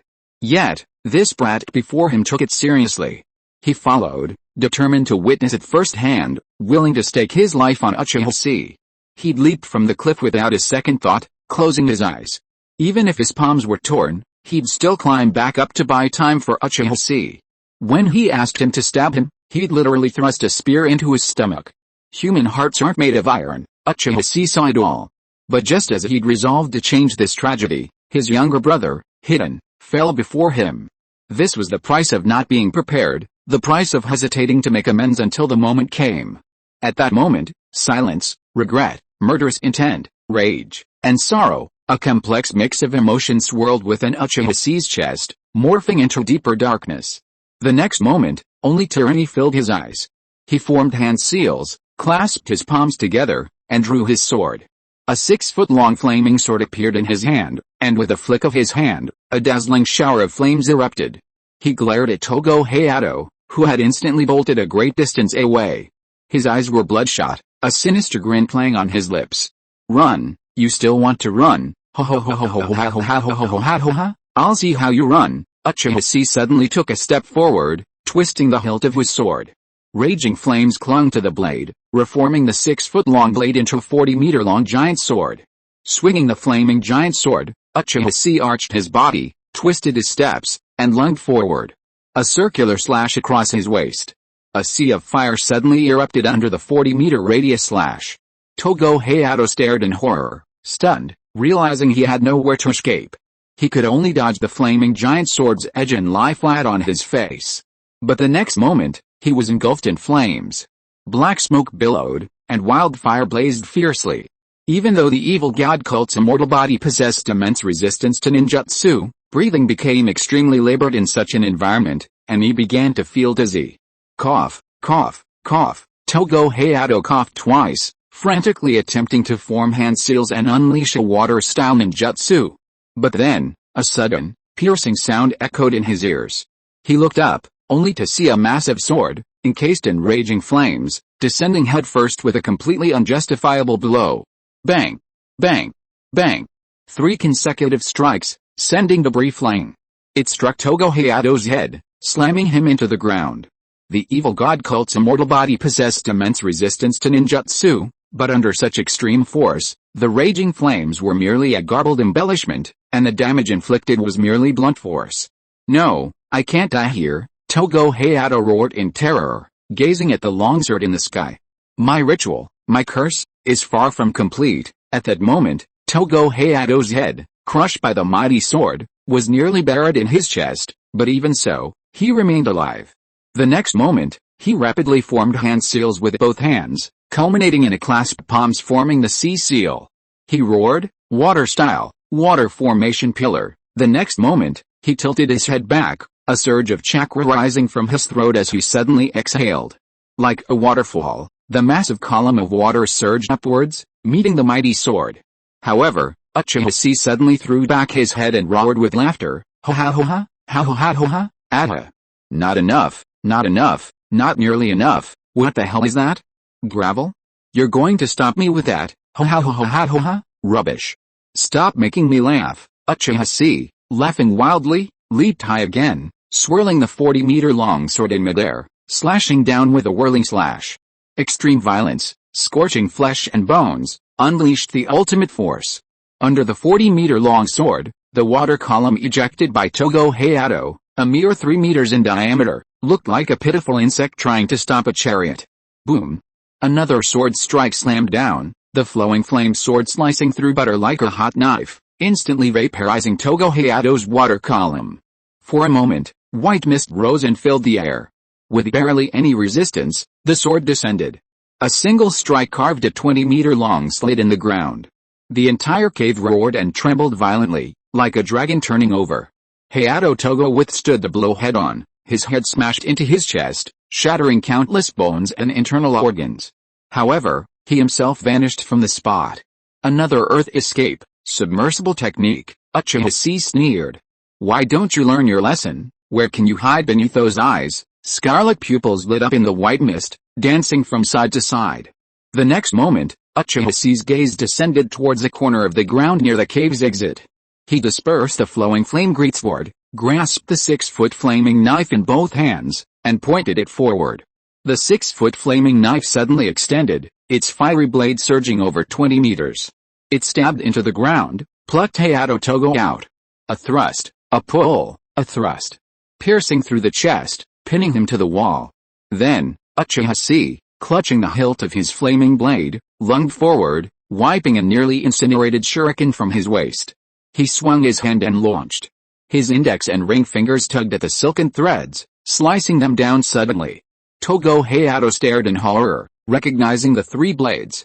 He quickly tore his chest free from the flaming blade and dodged to the side. "You're wrong again," Uchiha Chi sneered, discarding the instantly scorched silken threads.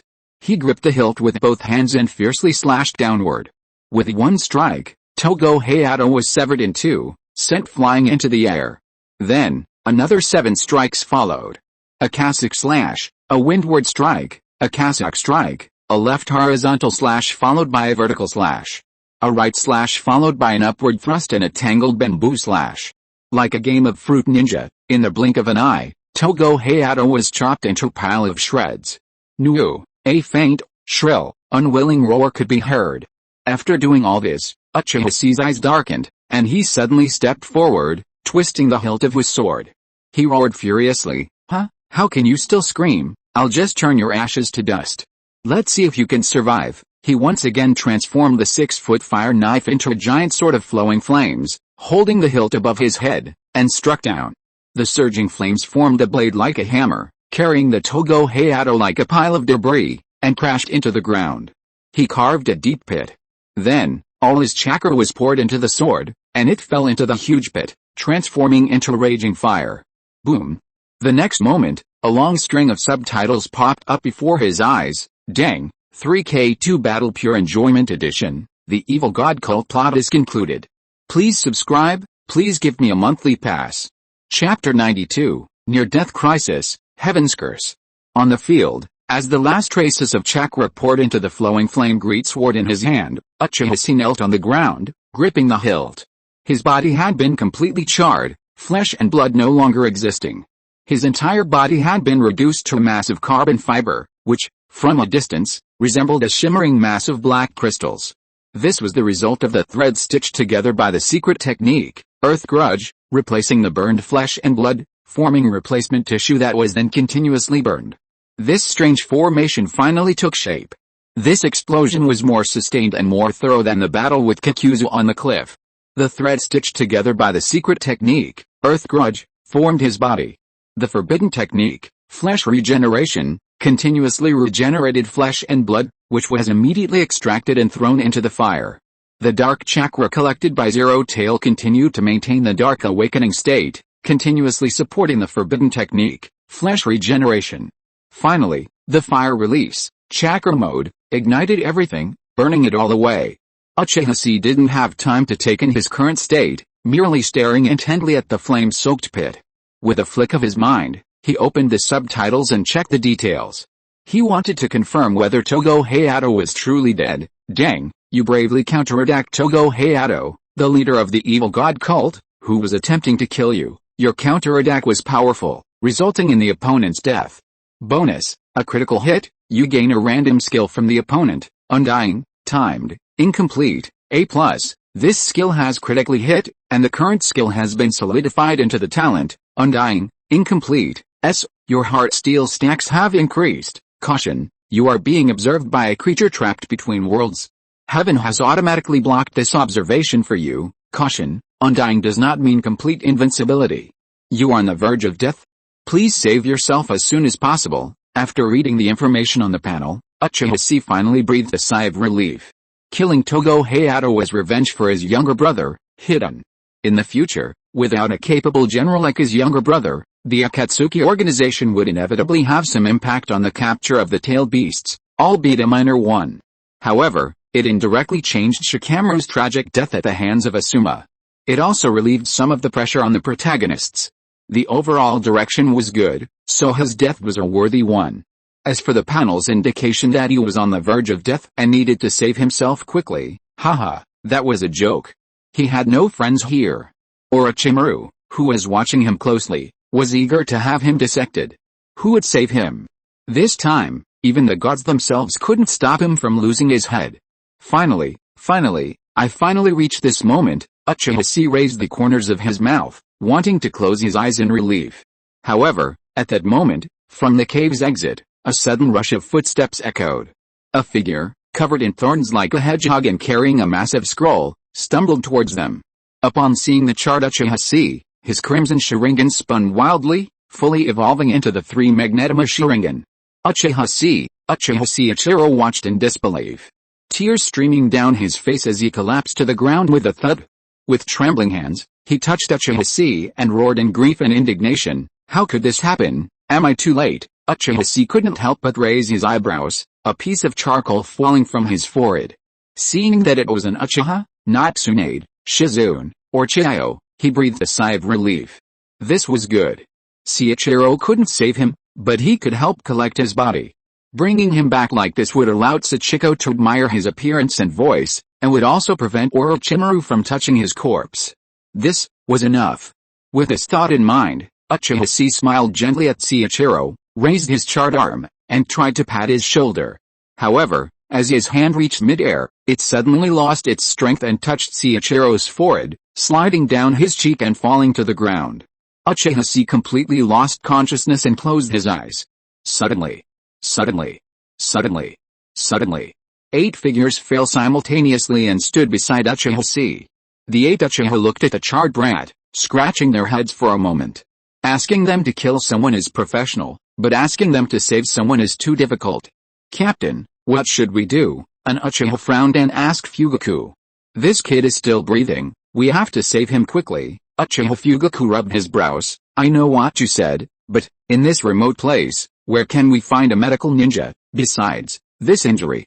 Alice, at this time, hearing Uchiha Fugaku's voice, Uchiha Ichiro, who was kneeling on the ground holding Uchiha Chi's body, suddenly raised his head. 3 pitch-black Magatama twirled wildly in his pupils. Bloodshot filled his eyes as he stared intently at Uchiha Fugaku, demanding, "Why?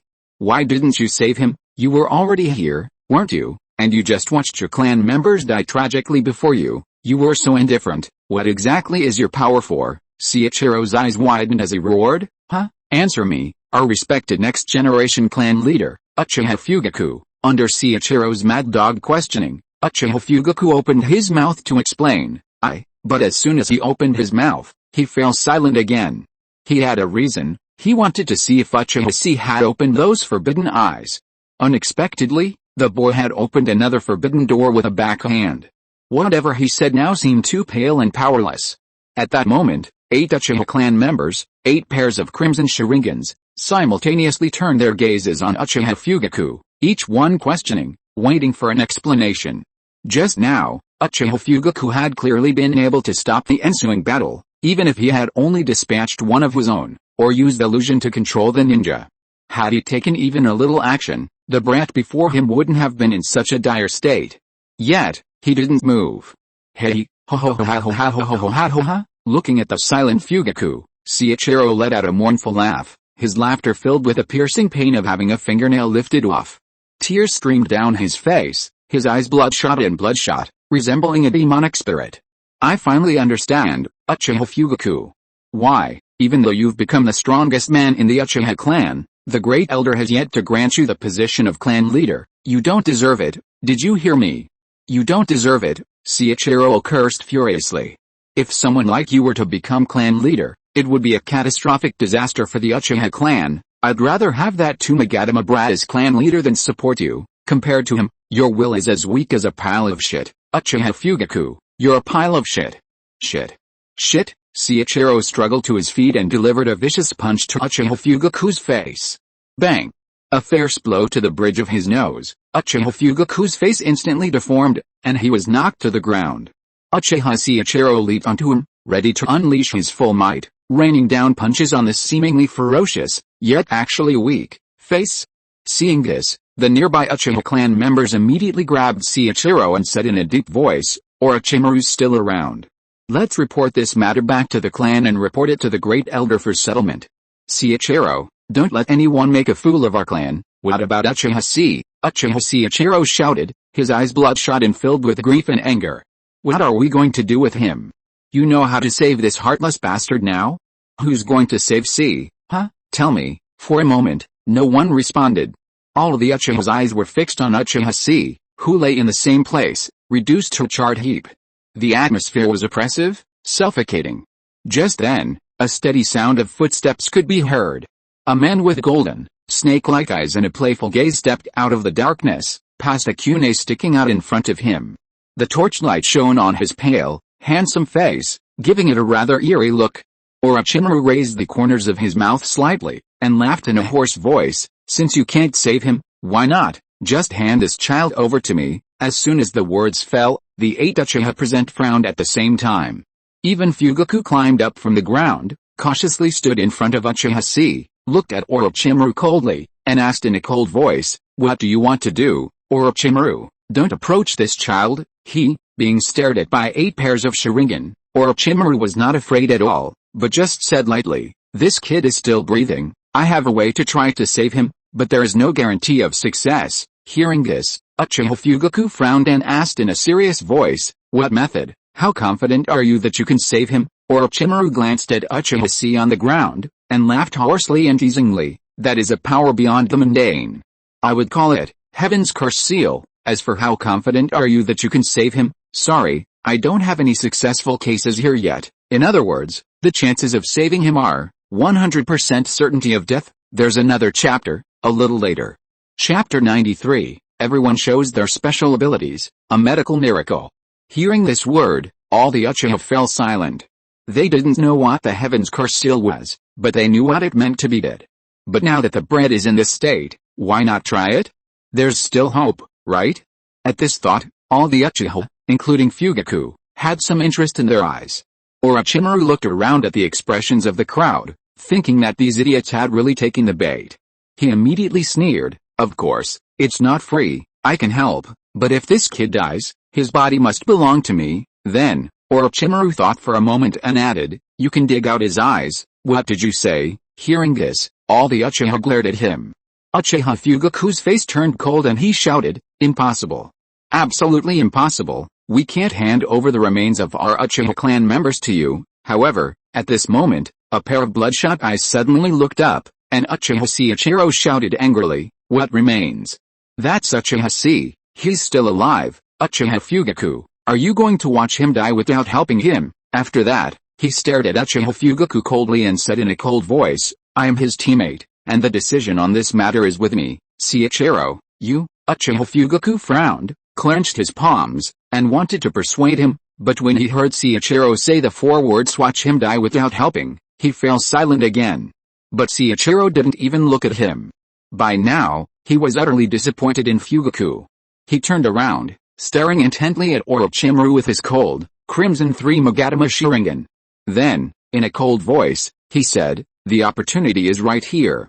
Even if it's a losing gamble, I'll take it. Orochimaru, come and save C. If he doesn't survive, I'll give him his body, but if you dare do anything to his remains," Uchiha Ichiro threatened coldly, "I will never let you go." As Ichiro finished his words, the other 7 Uchiha simultaneously lit up their Sharingan and turned towards Orochimaru. The meaning in their gazes was the same: "You can save him, but if you can't and still try to do something fancy, don't blame us for killing the doctor." Orochimaru raised an eyebrow and snorted, completely unconcerned with the threat. He brushed past the 8 Uchiha on the shoulder and walked in front of Uchiha Ichiro, staring at Uchiha C lying on the ground. At this moment, Uchiha C still had a breath left. This was mainly due to the presence of a small chirp within his abdomen. The tiny zero tail was constantly inhaling and exhaling the extreme emotions evoked by Uchiha Ichiro's opening of his eyes, generating dark chakra that flowed into Uchiha C's body. Ha, ha. The tired creature flipped open its mask and stuck out its tongue. Uchiha C's body, drawing on this chakra, intermittently activated the forbidden technique of flesh regeneration, complementing the slow regeneration of his newly acquired immortality. This barely kept him alive. However, the rate of necrosis far outstripped this regeneration. Orochimaru gazed at Uchiha C, who, despite such horrific injuries, still held a breath. His golden eyes grew eager. This little brat's body truly held so many secrets, so much to study. The forbidden technique of flesh regeneration alone couldn't achieve this level of power. As for the Heaven's Curse seal that Orochimaru mentioned, he certainly possessed it. The Heaven's Curse seal wasn't developed after Orochimaru found Jugo. According to the original storyline, Jugo was brought to Orochimaru by Kimimaro, who was rescued from Kirigakure by Orochimaru after his defection from the Hidden Mist during the reign of the 4th Mizukage and the reinstatement of the Blood Mist policy, which occurred after the Third Shinobi World War. However, Orochimaru had already implanted the Heaven's Curse seal in Anko Mitarashi before his defection to Konoha, roughly a few years later. Anko Mitarashi was the only one of the 10 test subjects to survive. At this point in time, Orochimaru had just accepted Anko as his apprentice and hadn't yet had the chance to inflict his effects on her. In other words, the Heaven's Curse seal, as Orochimaru claimed, has no proven success rate. Therefore, Orochimaru had no intention of saving Uchiha Chi. He simply wanted to deceive the Uchiha group and Sisei's body. With this thought in mind, Orochimaru chuckled hoarsely. He didn't think the brat before him could survive. If it weren't for the fact that the Uchiha had gone from 5 to 9, all with 3 Magatama, it would have made his scalp tingle. He would have wanted to rob him outright. Now, it was just a wreath placed on the body, a deception, a crocodile tear shed over the rabbit's death. With this thought in mind, Orochimaru took a deep breath, stood in front of Uchiha Chi, and suddenly stretched his neck, biting down fiercely on Uchiha Chi's neck, which was barely alive. As the serpent's fangs pierced, dark lines gradually spread across Uchiha Chi's body. A 3 Magatama flower blossomed outwards, appearing below Uchiha Chi's neck. The Heaven's Curse seal was a modified seal technique Orochimaru coveted from the Ryuchidong Senjutsu. Its primary effect was to provide chakra to the bearer. Even if the body's chakra was depleted, the seal would still draw an infinite amount of chakra. Normally, a normal person would be unable to withstand this natural energy, becoming corrupted and transformed into a mindless monster. But Uchiha Chi was clearly not a normal person. As this cold, natural energy entered his body, guided by his battle instincts, forcibly channeled it into the forbidden technique, flesh regeneration.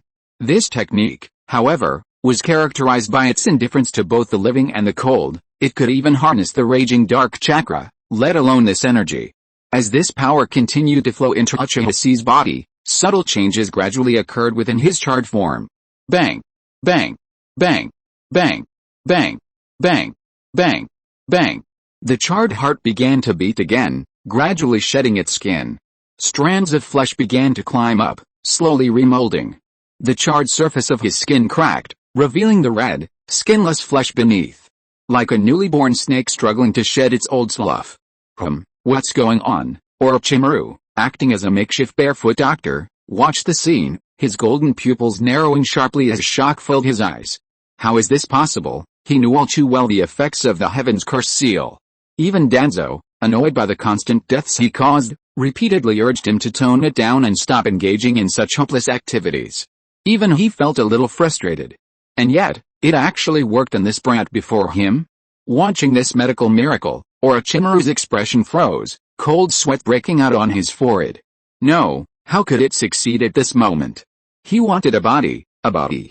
Orochimaru didn't know whether to feel joy, astonishment, or disappointment. His sneer froze. The Uchihas standing nearby watched in amazement, each casting respectful glances at Orochimaru. I never could have guessed that you, Orochimaru, with your thick eyebrows and big eyes, had quietly mastered such a formidable medical ninjutsu. Look, this truly is a miracle. Dr. Snake. We Uchiha will remember this favor. Meanwhile, White Zetsu, watching from underground, also noticed something was happening. Uchiha Chi's body seemed to be starving for chakra. Seeing this, he quietly turned over the soil, extended a white tentacle, and placed it on Uchiha Chi, planting his spore technique. Through these hidden spores, chakra was continuously infused into Uchiha Chi's body. Thus, through the combined efforts of Seiichiro, Zero Tails, Orochimaru, and White Zetsu, a miracle of ninja medicine was born. Chapter 94 Kingai Lang, thank you so much. The sun was high in the sky. A gentle breeze caressed his face, accompanied by the clatter of voices and the clatter of carriages. Uchiha Chi felt his eyelids itch. He'd thought he'd returned to the real world, that moment when he'd been chopped up by a dump truck, flung to the sky and then shoveled to the ground, bleeding profusely, his life or death uncertain. Hearing the clamor that was so different from the karst cave, Uchiha Chi's spirits perked up. Could it be that his friend had been resurrected? Resurrected to the moment before his death? Had he actually returned to the real world? But it was strange. Why hadn't the options popped up this time? He was fully prepared. If the options had appeared this time, he would have unhesitatingly used the great wilderness prisoner Skyfinger to snatch the 500 million. With this thought in mind, Uchiha quietly opened his eyes. Then, he saw Uchiha Ichiro, leaning against a massive scroll, sitting before him, his head nodding, his drool nearly dripping down his collar. He was still mumbling strange, dreamlike words. Hey, I also have 3 Magatama. Don't run away, listen carefully to the teachings of your seniors, you little brat. Upon hearing Ichiro's voice, Uchiha's expression instantly fell, a blank expression on his face. No, what was going on? My buddy was already burned to a crisp, and he could still be saved? On what basis? Where did they find this living Huatuo? He looked around and found himself in an attic with a wide view. A sliding wooden door on the side led to a balcony facing the street. Sunlight streamed through the open wooden window, falling warmly on the tatami mat and quilt where he lay. Peering out through the oleander and cactus pots placed between the window and the balcony, he saw a bustling street, bustling with people. Unique shops lined the streets, and merchants drove horse-drawn carriages one after another, making the scene quite lively. Izakayas, meatball shops, green dumpling shops, sundry shops, various seafood restaurants, and even hot spring bathhouses. Seeing this, Uchiha finally realized he wasn't dead. This was the destination the great elder Uchiha Setsuna had ordered their team to, Uin Castle, the largest capital of the land of hot springs, nestled between 3 great nations. It seemed Uchiha Ichiro had completed his mission perfectly, even exceeding expectations by rescuing himself from the evil god cult. Even at this thought, Uchiha was still bewildered and unable to accept it. How had he done it? With his injuries at that time, even Tsunade-sama, the best doctor in the ninja world, would have declared him incurable. Wait for death, goodbye. Just then, the sound of him getting up startled Uchiha Ichiro, who was dozing off. Huh? See, you're awake? How are you?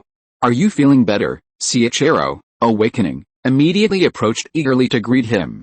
Uchiha quickly shifted his focus back with an expressionless face, wondering what was wrong with this birdman. How could he become so enthusiastic?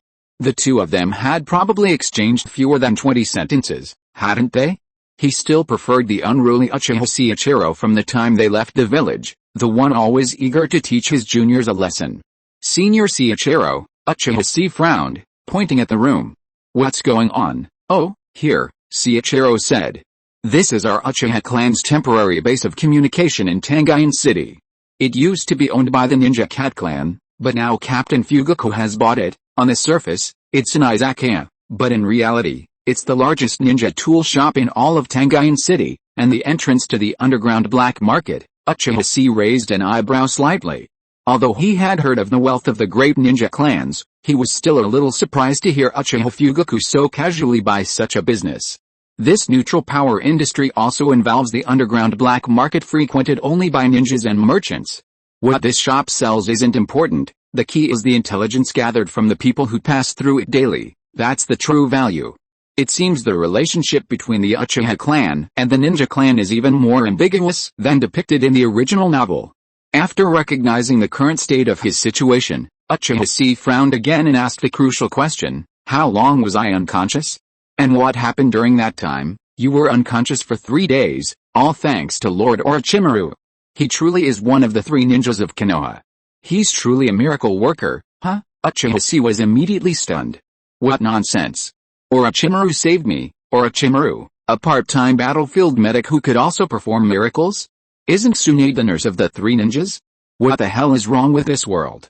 At this mention, Uchiha Ichiro perked up, rambling on and on, exaggerating the incredible feats he had performed 3 days prior.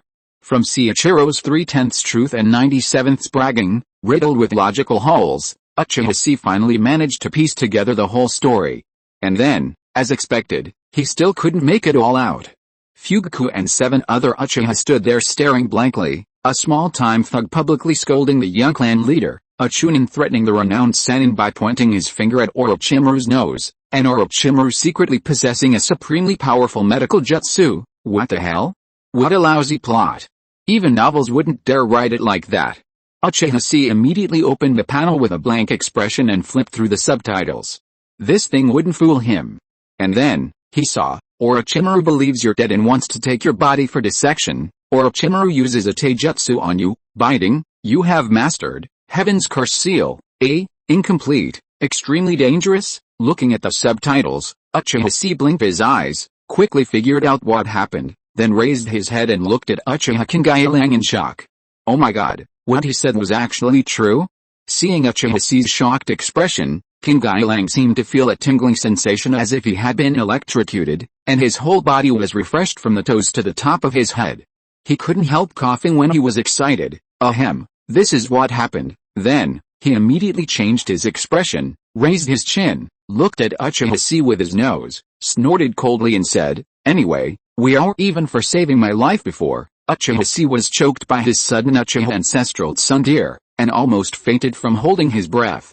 In the end, he could only curse in a low voice with a distorted face. Damn it, what a sin. What did you say? Uchiha Kingaelang didn't hear clearly, raised his head and asked. Nothing. Uchiha looked at Seiichiro expressionlessly, his teeth clenched and trembling. I mean, thank you so much, Seiichiro-senpai, HMPH. Put away your little thoughts. Seiichiro turned his head away, not letting Uchiha see his secretly happy and wild laughter, his tone still cold. Don't expect me to help you because of such words. Uchiha sighed deeply, his face full of despair. What to do? What can he do? After being rescued this time, what will he do next? Immortality plus Zero Tail Larva plus Dark Chakra plus Heaven's Curse Seal plus Forbidden Technique, Flesh Reincarnation. Too tough, really unbearable. Even if he stood still and let an ordinary ninja of the Jonin level hack at him, he wouldn't be able to die, right? Can this guarantee still be deceived?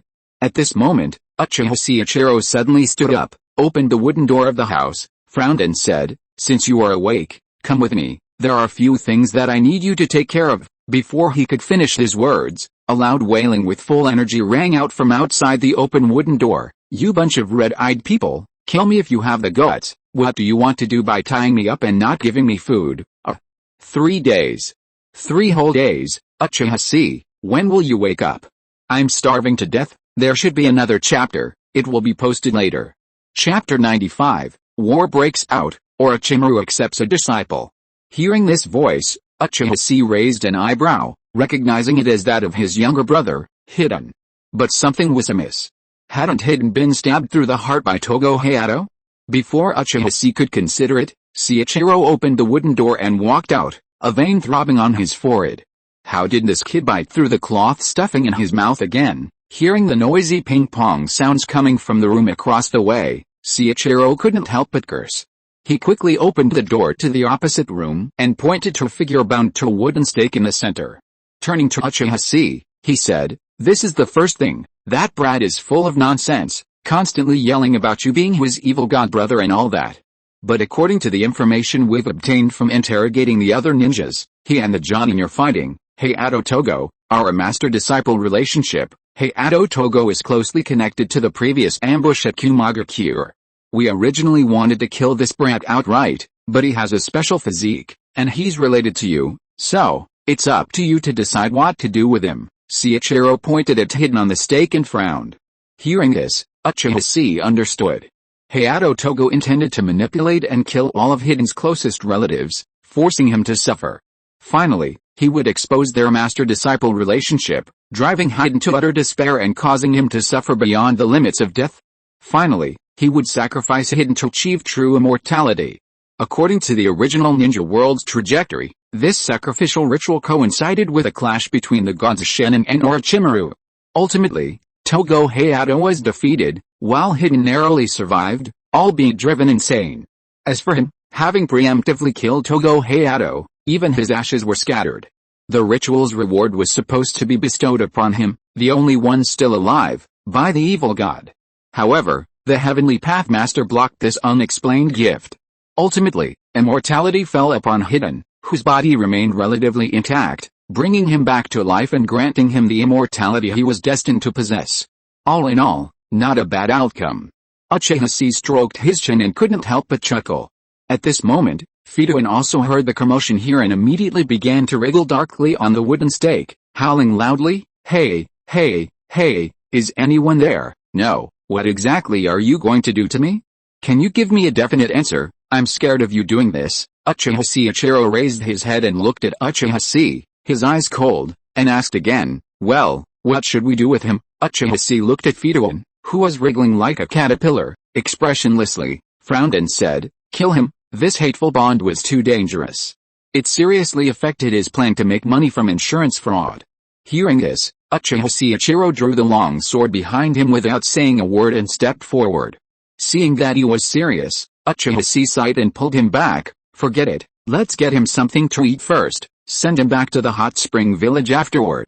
"I don't really want to see him right now," Ichiro nodded, then picked up the ball gag from the ground and stabbed it back at Hidden. Then, he closed the wooden door and led Uchiha down the stairs to a private room on the second floor. After the two sat down, Ichiro's face became serious and he said solemnly, "Next, the second thing, during the 3 days you were unconscious, the war broke out." Hearing this, Uchiha couldn't help but raise his eyebrows. This was actually good news for him. Ichiro continued, "The day before yesterday, Tsunagakure ended its conflict with Kurigakure and officially declared war on Konoha. A large-scale ninja war has already begun in the Land of Rain. The Third Shinobi World War has officially begun. Awakens and Kumagakure are both getting ready to make a move, and unrest has already begun in the Land of Field and the Land of Grass." Uchiha took a deep breath and said, "The Blood Pond clan, now in Hell Valley, is a very important bargaining chip for Kumagakure, and wasn't our original mission to go to Hell Valley to support our clansmen there?" Uchiha suppressed his excitement and immediately declared righteously, "What are we waiting for? We must set off for Hell Valley." From the very beginning, Hell Valley had been Uchiha's target for this trip out of the village. It was now embroiled in the conflict between Kumagakure, Blood Pond, and the Uchiha clan. Experts from all walks of life had gathered there, the Two Tails Jinchuriki, Kumagakure experts, and even the Blood Pond clan, who possessed the ability to effectively counter his Sharingan. Furthermore, there was a bombshell, Miyajo-en.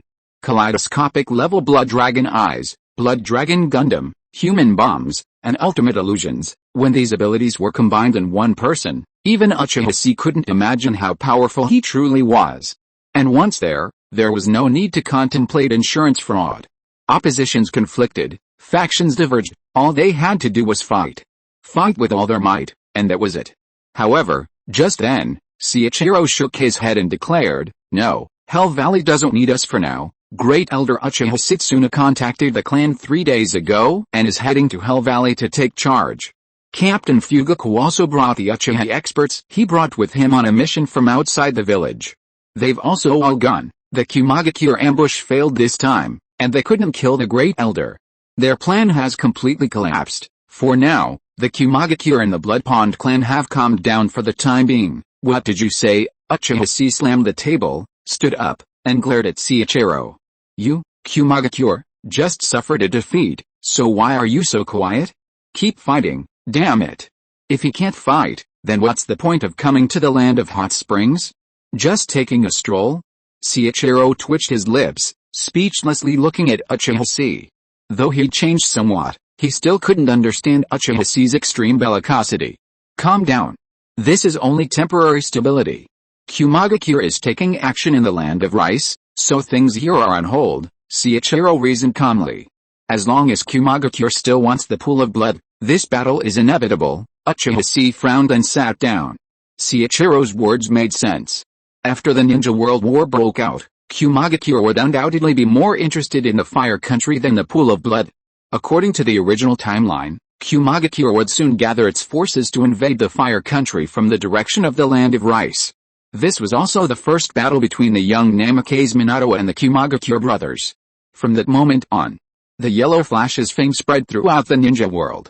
Still a little unwilling to accept this, he looked up at Ichiro and asked, "Is there really no movement at all over Hell Valley?" This question stumped Ichiro, who rolled his eyes and asked, "What else did you expect?" Uchiha frowned, lost in thought.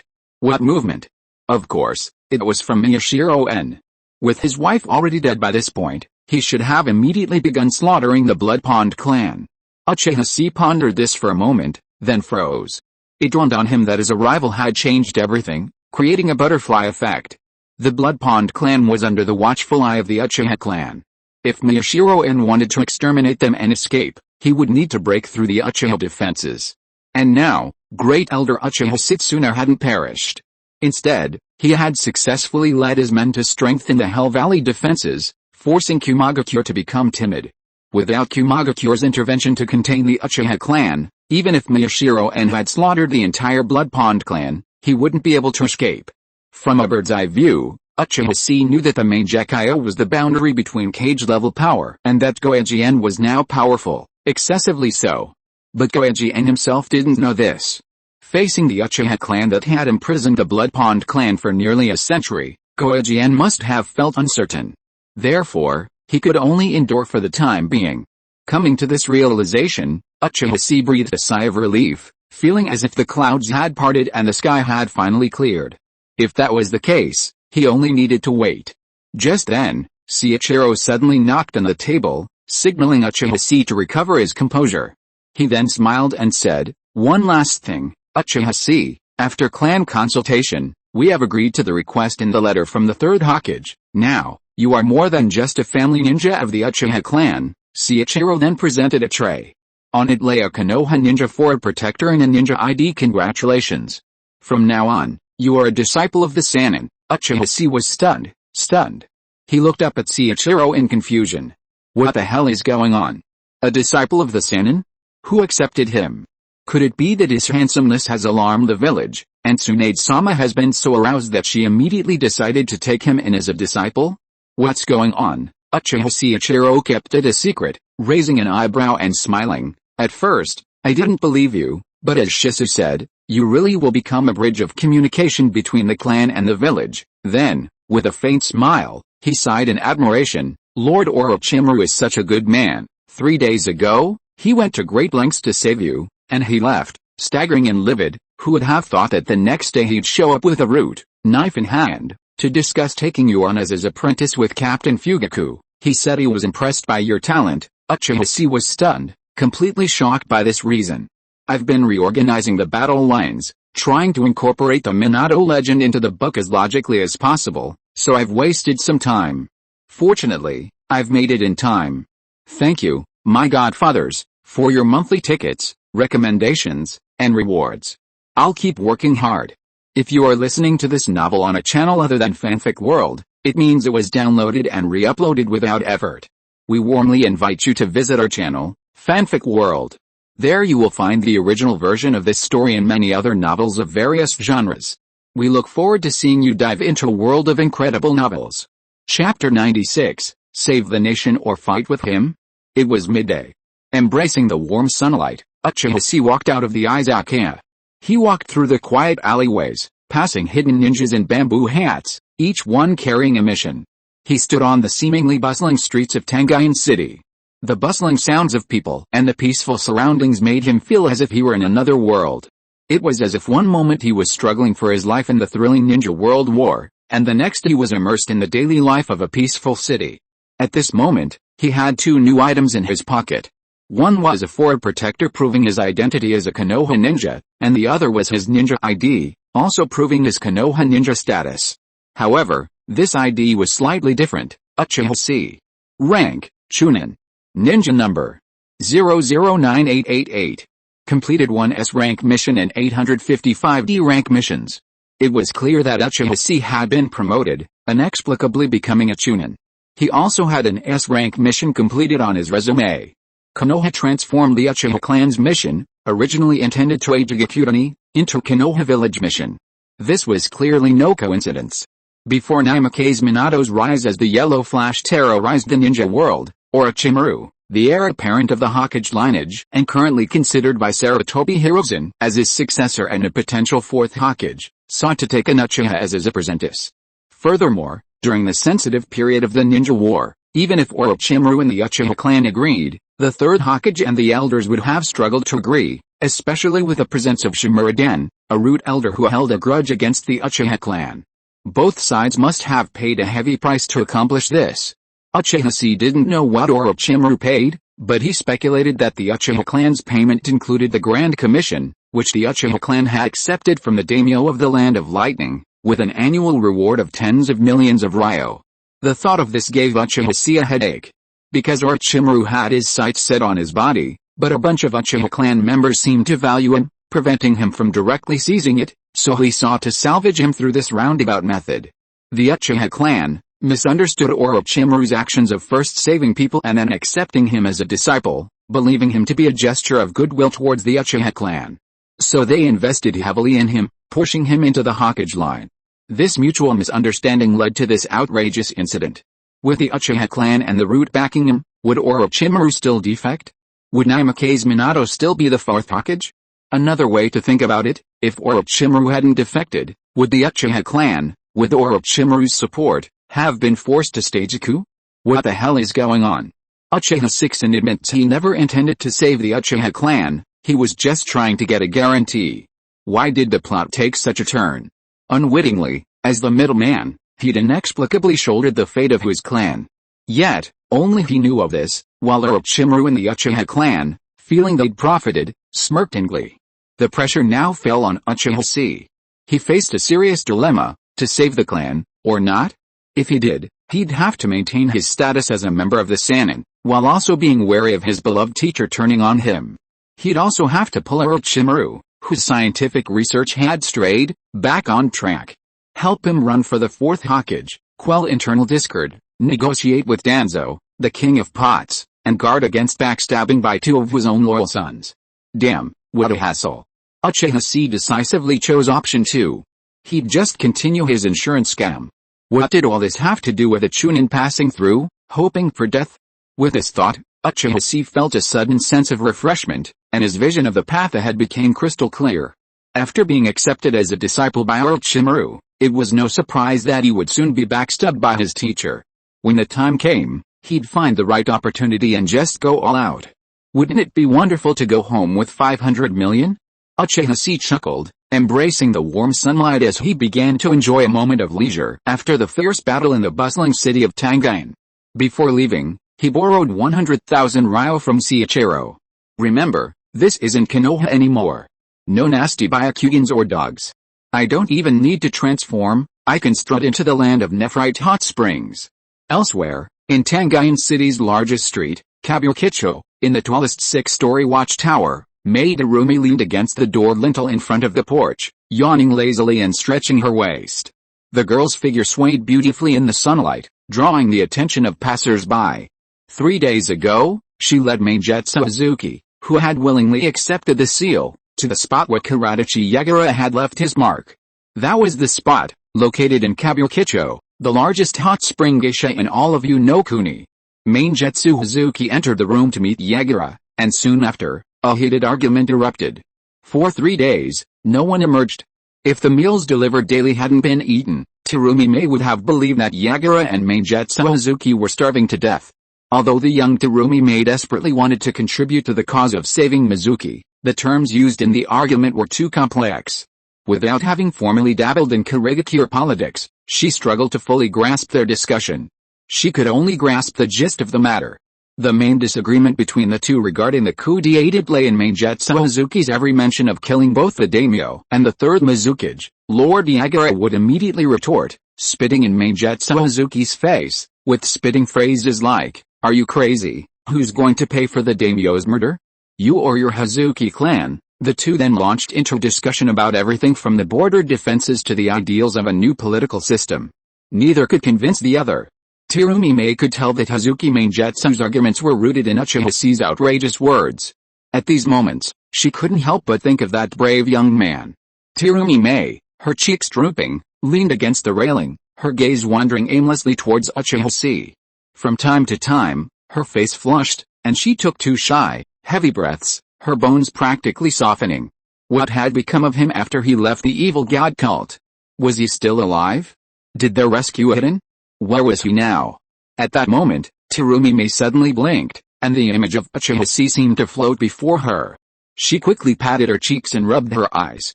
I thought to myself, Madarumi, you can't keep falling this low.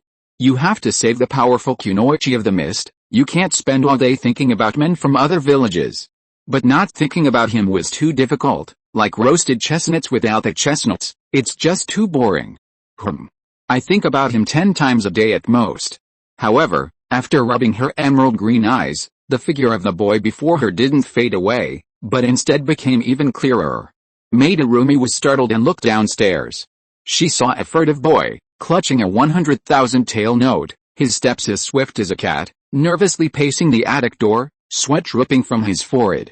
His eyes were vacant, and he glanced around, swallowing nervously. Then, with a trembling hand, he reached out to Geisha standing on the street to greet customers, smoothed his hair, and gave a self-proclaimed, handsome smile. Hi, Madarumi's pupils suddenly shrank to pinpoints. Uchiha Chi, there's still one chapter left, but it'll be a little later. At the strong request of group friends, I will post a chapter of sweets. Although it is a little late, I still wish everyone a happy Valentine's Day. Chapter 97, C. I want to negotiate a big deal worth 100,000 taels. Madarumi, no, you don't want to.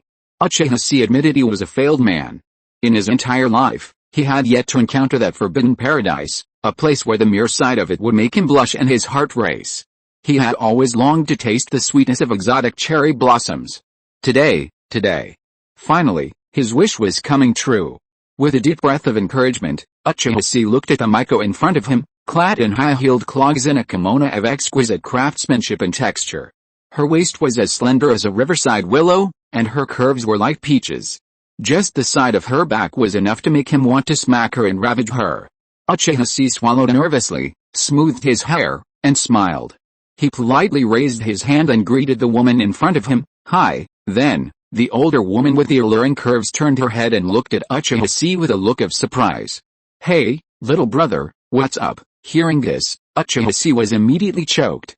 All that remained in his mind was, don't look down on me, bro. I'm not a bit of a fool. Then, he forgot what he was going to say next. Well, that's it. For a moment, he faltered, unable to form any words. Seeing himself like this, Uchiha Chi wanted to slap himself and curse. Uchiha Chi, you're such a loser. Can't you just be a little tougher? Just tell this woman straight up, I have a 100,000 tael deal to discuss with you. After mentally encouraging himself, Uchiha Chi's gaze hardened, and he immediately raised his head. Then, he saw a mountain towering into the clouds. His breath hitched, his face flushed, and he forced the words that were rising to his throat back down. Ahem. Hey, what's wrong with you, little brother? Well, actually, I have a big deal I want to make worth 100,000 taels. Uchiha Chi swallowed again and tremblingly raised the bill in his hand.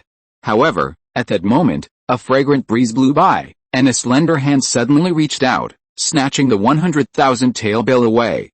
Then, a voice as clear as a silver bell rang out. No, he doesn't want it. Hearing this familiar voice, Uchiha Chi shuddered with fear and turned his head. He immediately saw Madarumi, who had dropped from the sky like a tiger guarding its food, flipping and leaping down, staring at him expressionlessly. Staring. The air around them seemed to freeze in that instant. Ah, it's Ninja-sama. The Miko saw this scene, her scalp tingling with fear, thinking that today's ninjas are truly ahead of the times. To be caught in an affair in broad daylight at such a young age was truly outrageous. She quickly bowed and apologized to Darumi-Mei. I'm sorry, Shinobi-sama, I don't even know this little brother. With that one lean, through the window of her special kimono, a vast expanse of snowy scenery blossomed before Uchiha Chi. The mountain peaks trembled, as if swaying with his heart. Uchiha Chi felt his breath hitch, and a warm current surged through his nose. It was as if a puppeteer was controlling his head. Help, my neck won't obey me, I can't move it at all. Bang! Darumi-Mei slammed her hand into his forehead, a smile that bulged with veins. Then, transforming into the ninja world's Huatuo, she forcibly twisted Uchiha Chi's head towards her with one hand. It's okay, get out of here. Darumi-Mei sourly compared the size of the two men, feeling a chill run through her heart. But her tone didn't sound anything like peace. Hearing this, the Miko didn't dare to stay and ran into the hot spring bathhouse. At the end, she took out a sign seriously and put it at the door. This shop is a formal place, no one under the age of 18 is allowed to enter. Seeing this scene, Uchiha Chi felt a cold wind blowing, which made his heart chill, and the background music of Yijian-mei seemed to sound around him. Darumi-Mei turned her head and faced Uchiha Chi. Is it beautiful? She stared at him expressionlessly, and a dangerous murderous intent flashed in her clear green eyes.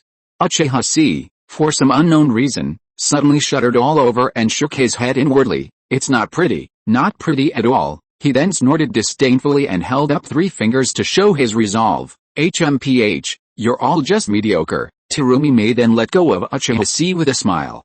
She gently waved the 100,000 taels of banknotes in her hand with her slender hand, looked at Uchiha Chi with joy, and asked, "What did you say just now? What do you want to do with these 100,000 taels?" Uchiha Chi raised his head and laughed awkwardly. He reached out and nonchalantly pinched the 100,000 taels of banknotes into Terumi May's hand and pulled them apart, waiting to return and continue his great task after separating from Terumi May. No twitching? Uchiha Chi cautiously lowered his gaze to see Terumi May's expression. Terumi May smiled at him, a faint glint in her clear, emerald eyes.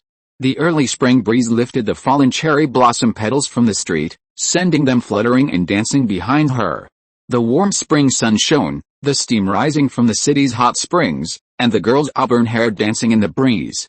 The surrounding clatter of voices, the clatter of passing carriages, the thump of glutinous rice cakes being pounded in the street vendors, and the warm breath of the lovely girl's nose, all seemed to recede from her ears, fading into a faint line. All that remained was the sudden rapid beating of her heart. Uchiha Chi froze for a moment. Somehow, a clumsy word escaped his lips. It suddenly occurred to me that I want to treat you to sakura cakes. I also want to. A white finger suddenly pressed against Uchiha Chi's lips. A captivating smile curved Maderumi's lips, and like an elf in a spring breeze, she quietly and nimbly took Uchiha Chi's hand, bringing him back to reality. No need for a treat, I'm rich, let's go shopping together, anything you want, I'll buy it for you. Uchiha Chi was like a toy Tom, being toyed with and deformed at will. In this moment, his mind completely shut down. He only knew to nod foolishly, and then, led by the girl, he strode forward, stepping into the spring light. Elsewhere, at the izakaya entrance, Hidden was kicked out by Uchiha Chiichiro. Then, 2 hard steamed buns were thrown out.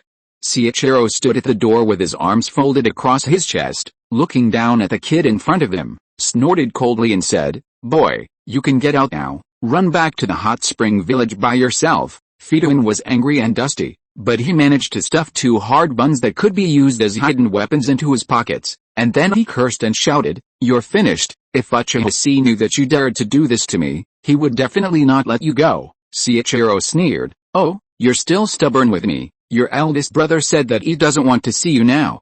If you know what's good for you, get out now. Otherwise, I don't mind helping you get rid of it." As he said that, Chiichiro put his hand on the hilt of the knife behind his back, looking ferocious, with an evil expression on his face to scare a child. Hidden was shocked and couldn't believe it. "What did you say?" "He said he doesn't want to see me." He held back his tears and wiped his eyes. He saw that Chiichiro said nothing, and the knife in his hand was getting longer and longer, as if he was going to do it for real. Hidden's heart jumped in panic. He climbed up with his hands and feet and immediately ran out of the alley. It was not until he walked out of the alley and ran across 2 blocks that he angrily pulled out the hard-steamed bun and took a bite. The more he thought about it, the more wrong it seemed. How is it possible?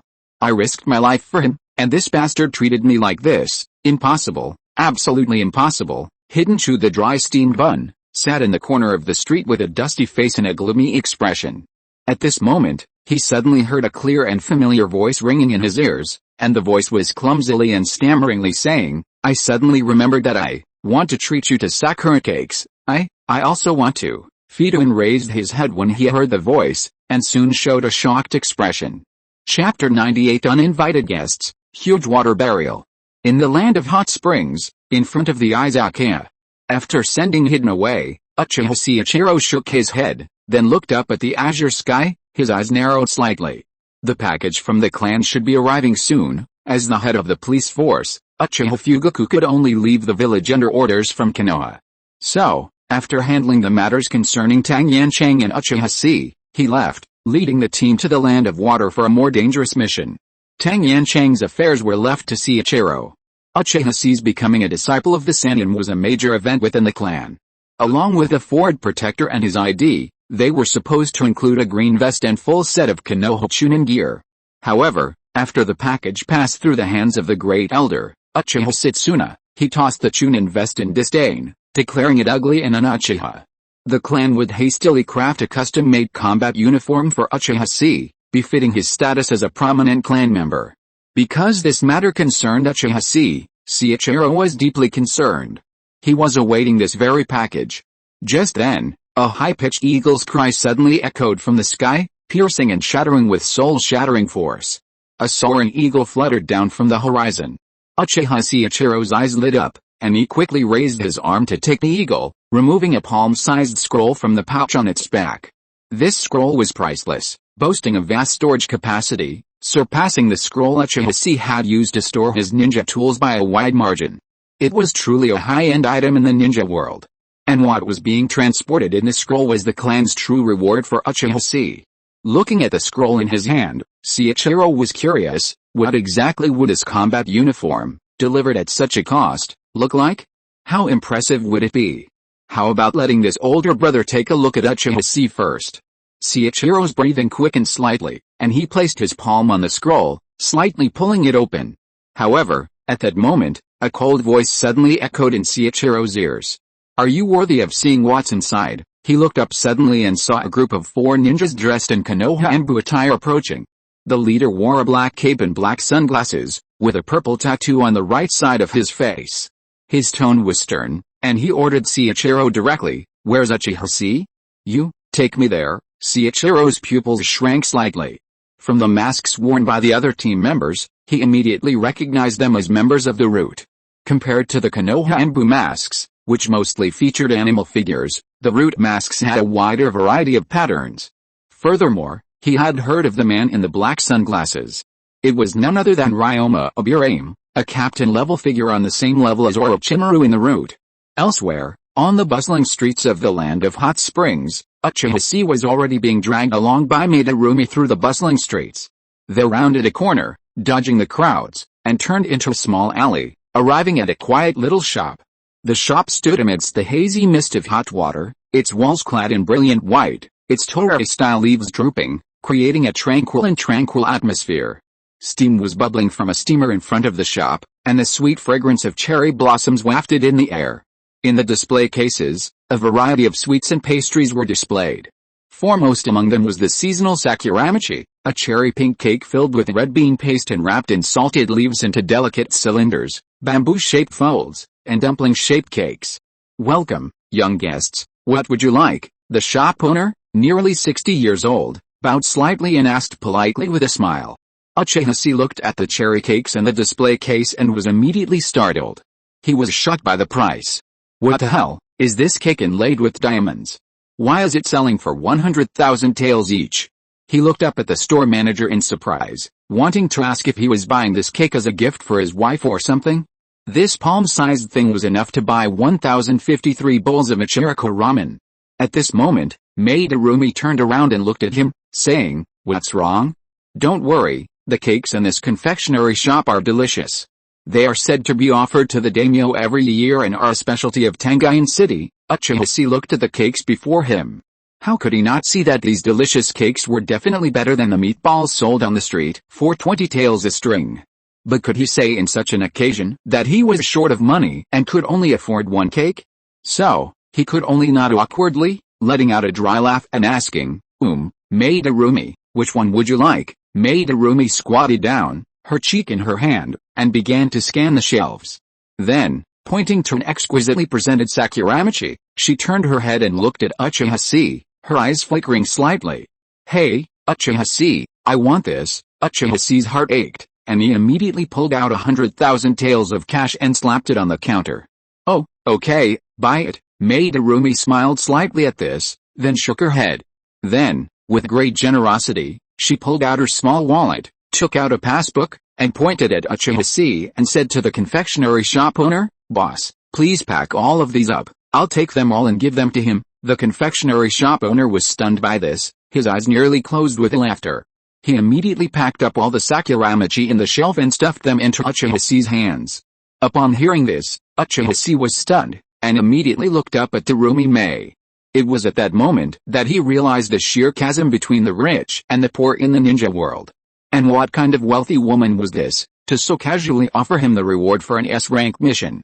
Holding a bag of sakuramachi, Uchiha walked side by side with Terumi Mei, who nibbled at it like a little hamster. Then, he heard Terumi Mei say, with a hint of meaning, "Uchiha, next time, don't spend your hard-earned money on that kind of thing. Also, treat yourself to something good with that." She turned and showed Uchiha the now empty box. Then, with a faint blush, she stared at the large bag of sakuramachi in his hand and whispered, "I want more." Sensing the tension, Uchiha blushed and swallowed, alarm bells blaring. What's that expression on her face? What's that? Is she asking me to feed her? Uchiha's eyes widened slightly, sudden realization dawning on him. He immediately raised a sakuramachi and offered it to Terumi Mei. Terumi Mei was stunned to see Uchiha actually offering her a sakuramachi. She blinked and gasped, her emerald green pupils trembling, her pure white ears instantly flushed red. She just wanted Uchiha to hand her a piece. But he was so bold. Feeding her directly? Had their relationship reached this point? This was too fast. At that moment, Uchiha also saw Terumi Mei's face flush like a teapot, and his eyes widened, realizing he'd misunderstood. But the arrow was already on the string and had to be released. To withdraw would seem unmanly. And she didn't seem to be in the mood to refuse. Uchiha gasped, his heart pounding. However, at that moment, Hiden, who had been silently following the two, munching on a dry steamed bun, eager to see what his two good teammates were up to behind his back, witnessed this charming scene. He was stunned, and the hard bun in his hand slammed to the ground with a thud. Pop! The crisp sound, like a stone hitting the ground, startled the two men, who turned around like startled birds. Then, Uchiha saw it, his younger brother, Hiden, glaring at them angrily, pointing at the sakuramachi in his hand, about to say something.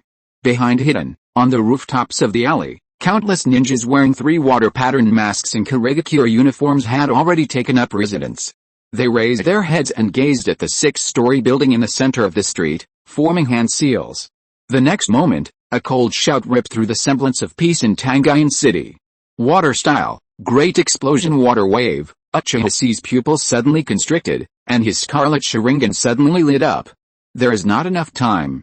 There is still one chapter to be published later. I will post it first and revise it later. Chapter 99, the capital was flooded and wailing was everywhere. The streets and alleys had been filled with the figures of Kurigakure ninjas. It was as if this group had swarmed from the very depths of Kurigakure, surrounding the 6-story building in the center of the street. Not good. Seeing the seals being formed, Uchiha immediately recognized it. It was the water style, great explosion water wave, performed by multiple ninjas. This technique had an extremely wide coverage area, enough to create a small ocean. The terrifying water pressure generated by its initial release could even shatter steel plates. Once the technique was fully unleashed, half of Tangain City would be submerged. And the 3 of them were within the range of the first, most powerful wave of this technique. Uchiha's eyes darkened, and he expertly drew 4 kunai from the ninja tool bag at Maderumi's waist. With a flick of his index finger, a ball of earth resentment thread emanated from his wrist, wrapping around the kunai's tail rings. He then swung it out, impaling it on the roof of the nearby building. Then, clutching Maderumi, he turned and leaped high into the air, pulling the taut silk thread back in midair and swinging high. He even turned back to warn his younger brother, Hiden, "Play dead right here and don't make a sound." Hiden was about to curse when he saw Uchiha, with one smooth movement, fly away with the beauty in his arms. He was stunned, thinking, "I'm just going to give you a slap on the face. You're not that scared, are you?" The next moment, dozens of jets of water crashed down from behind Hiden, weighing tens of thousands of tons, crashing to the ground and instantly destroying the 6-story building in the middle of the street. Then, the torrent of water coalesced into a tsunami over 10 meters high, surging and crashing down. Instantly, an overwhelming shadow obscured Hiden's entire vision. He turned back in a daze, his gaze shifting from astonishment to shock and then terror. Boom! The waves crashed, silencing the entire city of Tangain. The wind, carrying spray and water on his face, chilled him to the bone. The silence was shattered by a dark figure rising from the ruins of the building, a ninja whose fervor remained unquenched. Carrying a mission, they trod the darkness, wallowing in hatred, driven by a righteous cause, and clashing over each other's ninja ways. In a moment, the screams of wounded civilians echoed throughout the city. Along with these agonized cries, the clanging of kunai clashed, heralding the beginning of the Third Shinobi World War. Uchiha tugged at the silk thread, twisting his body, brushing past the oncoming tsunami, hurling kunai and shurikens, pinning himself to the heights of the path, twirling and leaping along the silk thread. Terumi didn't bother to accuse Uchiha of stealing her ninja tools right in front of her. She immediately realized something was amiss. Turning back, she gazed over the towering waves at the crumbling buildings in the distance. She cried out in shock, how could the Sand Dame know Lord Yagura's location? It's obvious that only Meigetsu and I knew this, but I was watching Meigetsu the entire time and made sure he was sealed. He shouldn't be in trouble. Eliminating all the improbabilities, the most unlikely possibility must be the truth. Terumi's face froze, and she muttered to herself, could it be that I've been exposed? In a sense, Terumi was right. Hearing this, Uchiha paused for a moment. Remembering the inexplicable subtitles that popped up in the castle last time, the Sundame Mizukage expresses disdain for you. Now it seemed like it wasn't just a talent glitch. The Sandame Mizukage of the Hidden Mist Village must have been there that day, following Meigetsu behind. Perhaps he had long sensed Meigetsu's rebellious intentions and was trying to exploit them? Uchiha had no way of telling, but by then, he had emptied Terumi's ninja tool bag. He could only carry Terumi a few times, dodging the waves and leaping high, pulling the silk thread, landing on the roof of a 4-story building. He hoped that the building, which was not directly in front of him, would not be crushed by the massive surge of water. From the rooftop, Uchiha looked out and saw that the once bustling capital of Yuzi country was filled with wailing. This sudden attack instantly shattered the Yuzi country's dreams of enjoying the hot springs. Buildings collapsed, and the city was submerged in a swamp. Every high rooftop in sight was filled with panicked civilians. A woman collapsed on the rooftop, weeping, clutching her child. A businessman who had lost all his assets in an instant. A middle-aged man who had lost a loved one and had fallen into a daze. Countless corpses rolled on the surging waves. A body that looked vaguely familiar floated past Uchiha. It was the confectioner's shop owner, who had profited handsomely from Terumi just moments before. Half a minute ago, he might have been happily counting money, a smile on his face as he watched a blossoming relationship between the young man and the young woman before him. He supported his old waist, sighing at the beauty of youth. Now, half his body was crushed by the collapsing wall, his face a look of utter terror. He died with his eyes open. He didn't even know why he died. Uchiha's face turned cold. Hush, he took a deep breath, suppressing the rage deep within him at being powerless to stop the injustice and tragedy that was happening before his eyes. He suppressed the resentment that he wanted to find the culprit and demand to know why. He suppressed the urge to change everything. He kept reminding himself that he had anticipated all this. The true side of this world was truly cruel. In this world where power reigns supreme, you, Uchiha, are merely a passing visitor. Huh? Uchiha shook his head, exhaled, and expressionlessly reached out. He plucked tiles from the roof beneath his feet, tied them together with earth resentment silk thread, and threw them toward the surviving survivors who had slipped past him, pulling them ashore. Terumi, standing nearby, helped rescue the two, then immediately frowned, saying, "See, get out of here now, these ninja are after Lord Yagura." A more terrifying battle might ensue, her brow furrowed, a look of worry in her eyes. Even the Sandame might show up. Uchiha frowned slightly, but didn't respond. He narrowed his eyes, rescuing the men while gazing into the distance with his Sharingan. There, two figures, treading the turbulent waters as if they were flat ground, were speeding towards them. One had green hair and purple eyes, a scar resembling a suture under his left eye. He appeared shorter than Uchiha, had a baby-like face, and wielded a long, hooked staff adorned with a green, flower-like ornament. This figure was none other than the future fourth Mizukage, Yagura Karachi.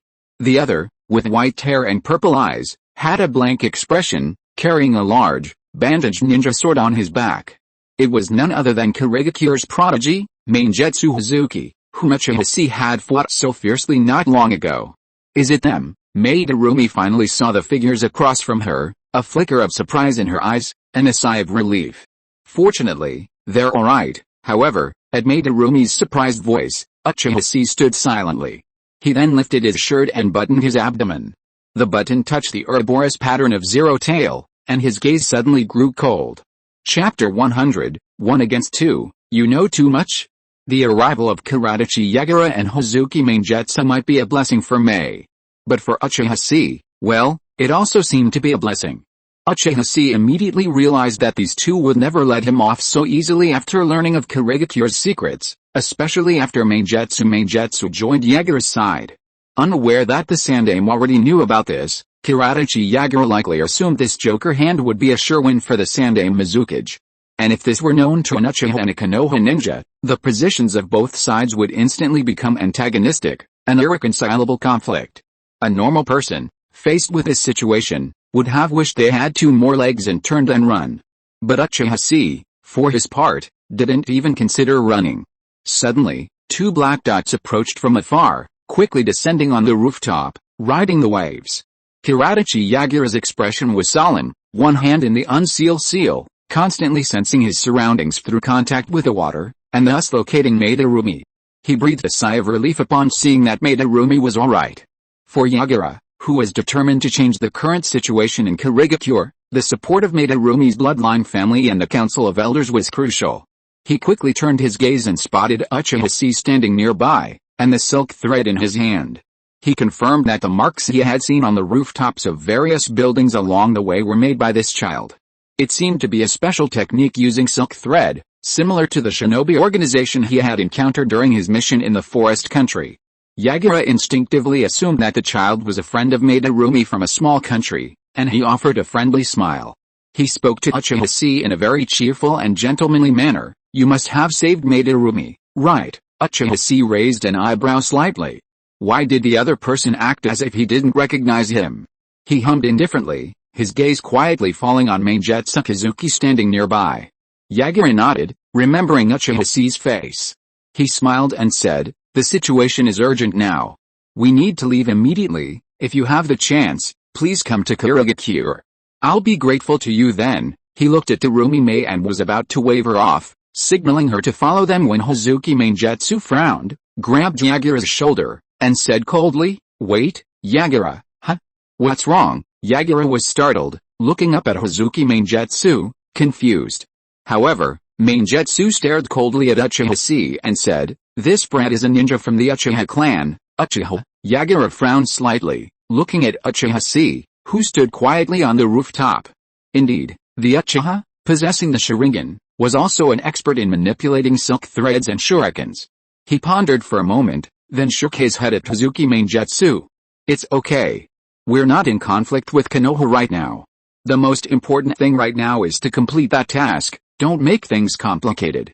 Let's get out of here first." The Kirigakure ninja had all come out for Yagura. Every moment of delay increased the risk. Yet, in this critical situation, Hazuki Meigetsu didn't move a muscle. He turned and sternly shouted, "No, Yagura." He raised his hand, pointing to his bandaged, blind eye. His tone was cold. "Remember you asked me how I lost this eye." "Wait, you mean?" At these words, Yagura froze, looking at the Uchiha brat across from him in disbelief. Could this be the Uchiha mentioned in the report Madarumi had given him? Hazuki Meigetsu snorted coldly, his eyes flashing with icy murderous intent. He admitted bluntly, "Yes, that brat did it." Then, baring his fangs, he sneered, "Isn't that right, Uchiha Chi?" Uchiha Chi's eyes immediately lit up with a pair of crimson sharingans, and he smiled back. "Why, at this point, do you want me to blow out your other eye too?" Hazuki Meigetsu scoffed and shook his head. He immediately removed the massive swords from his back and stared coldly at Uchiha Chi. Slowly untying the bandages, he revealed the massive, heavy, twin blades of the Hare no Katsu, their blades gleaming with a cold gleam. His eyes suddenly blazed with a fierce murderous intent. The atmosphere in the arena froze, and an indescribable oppression spread. The few no Kuni civilians Uchiha Chi had saved on the rooftop saw this and realized something was amiss.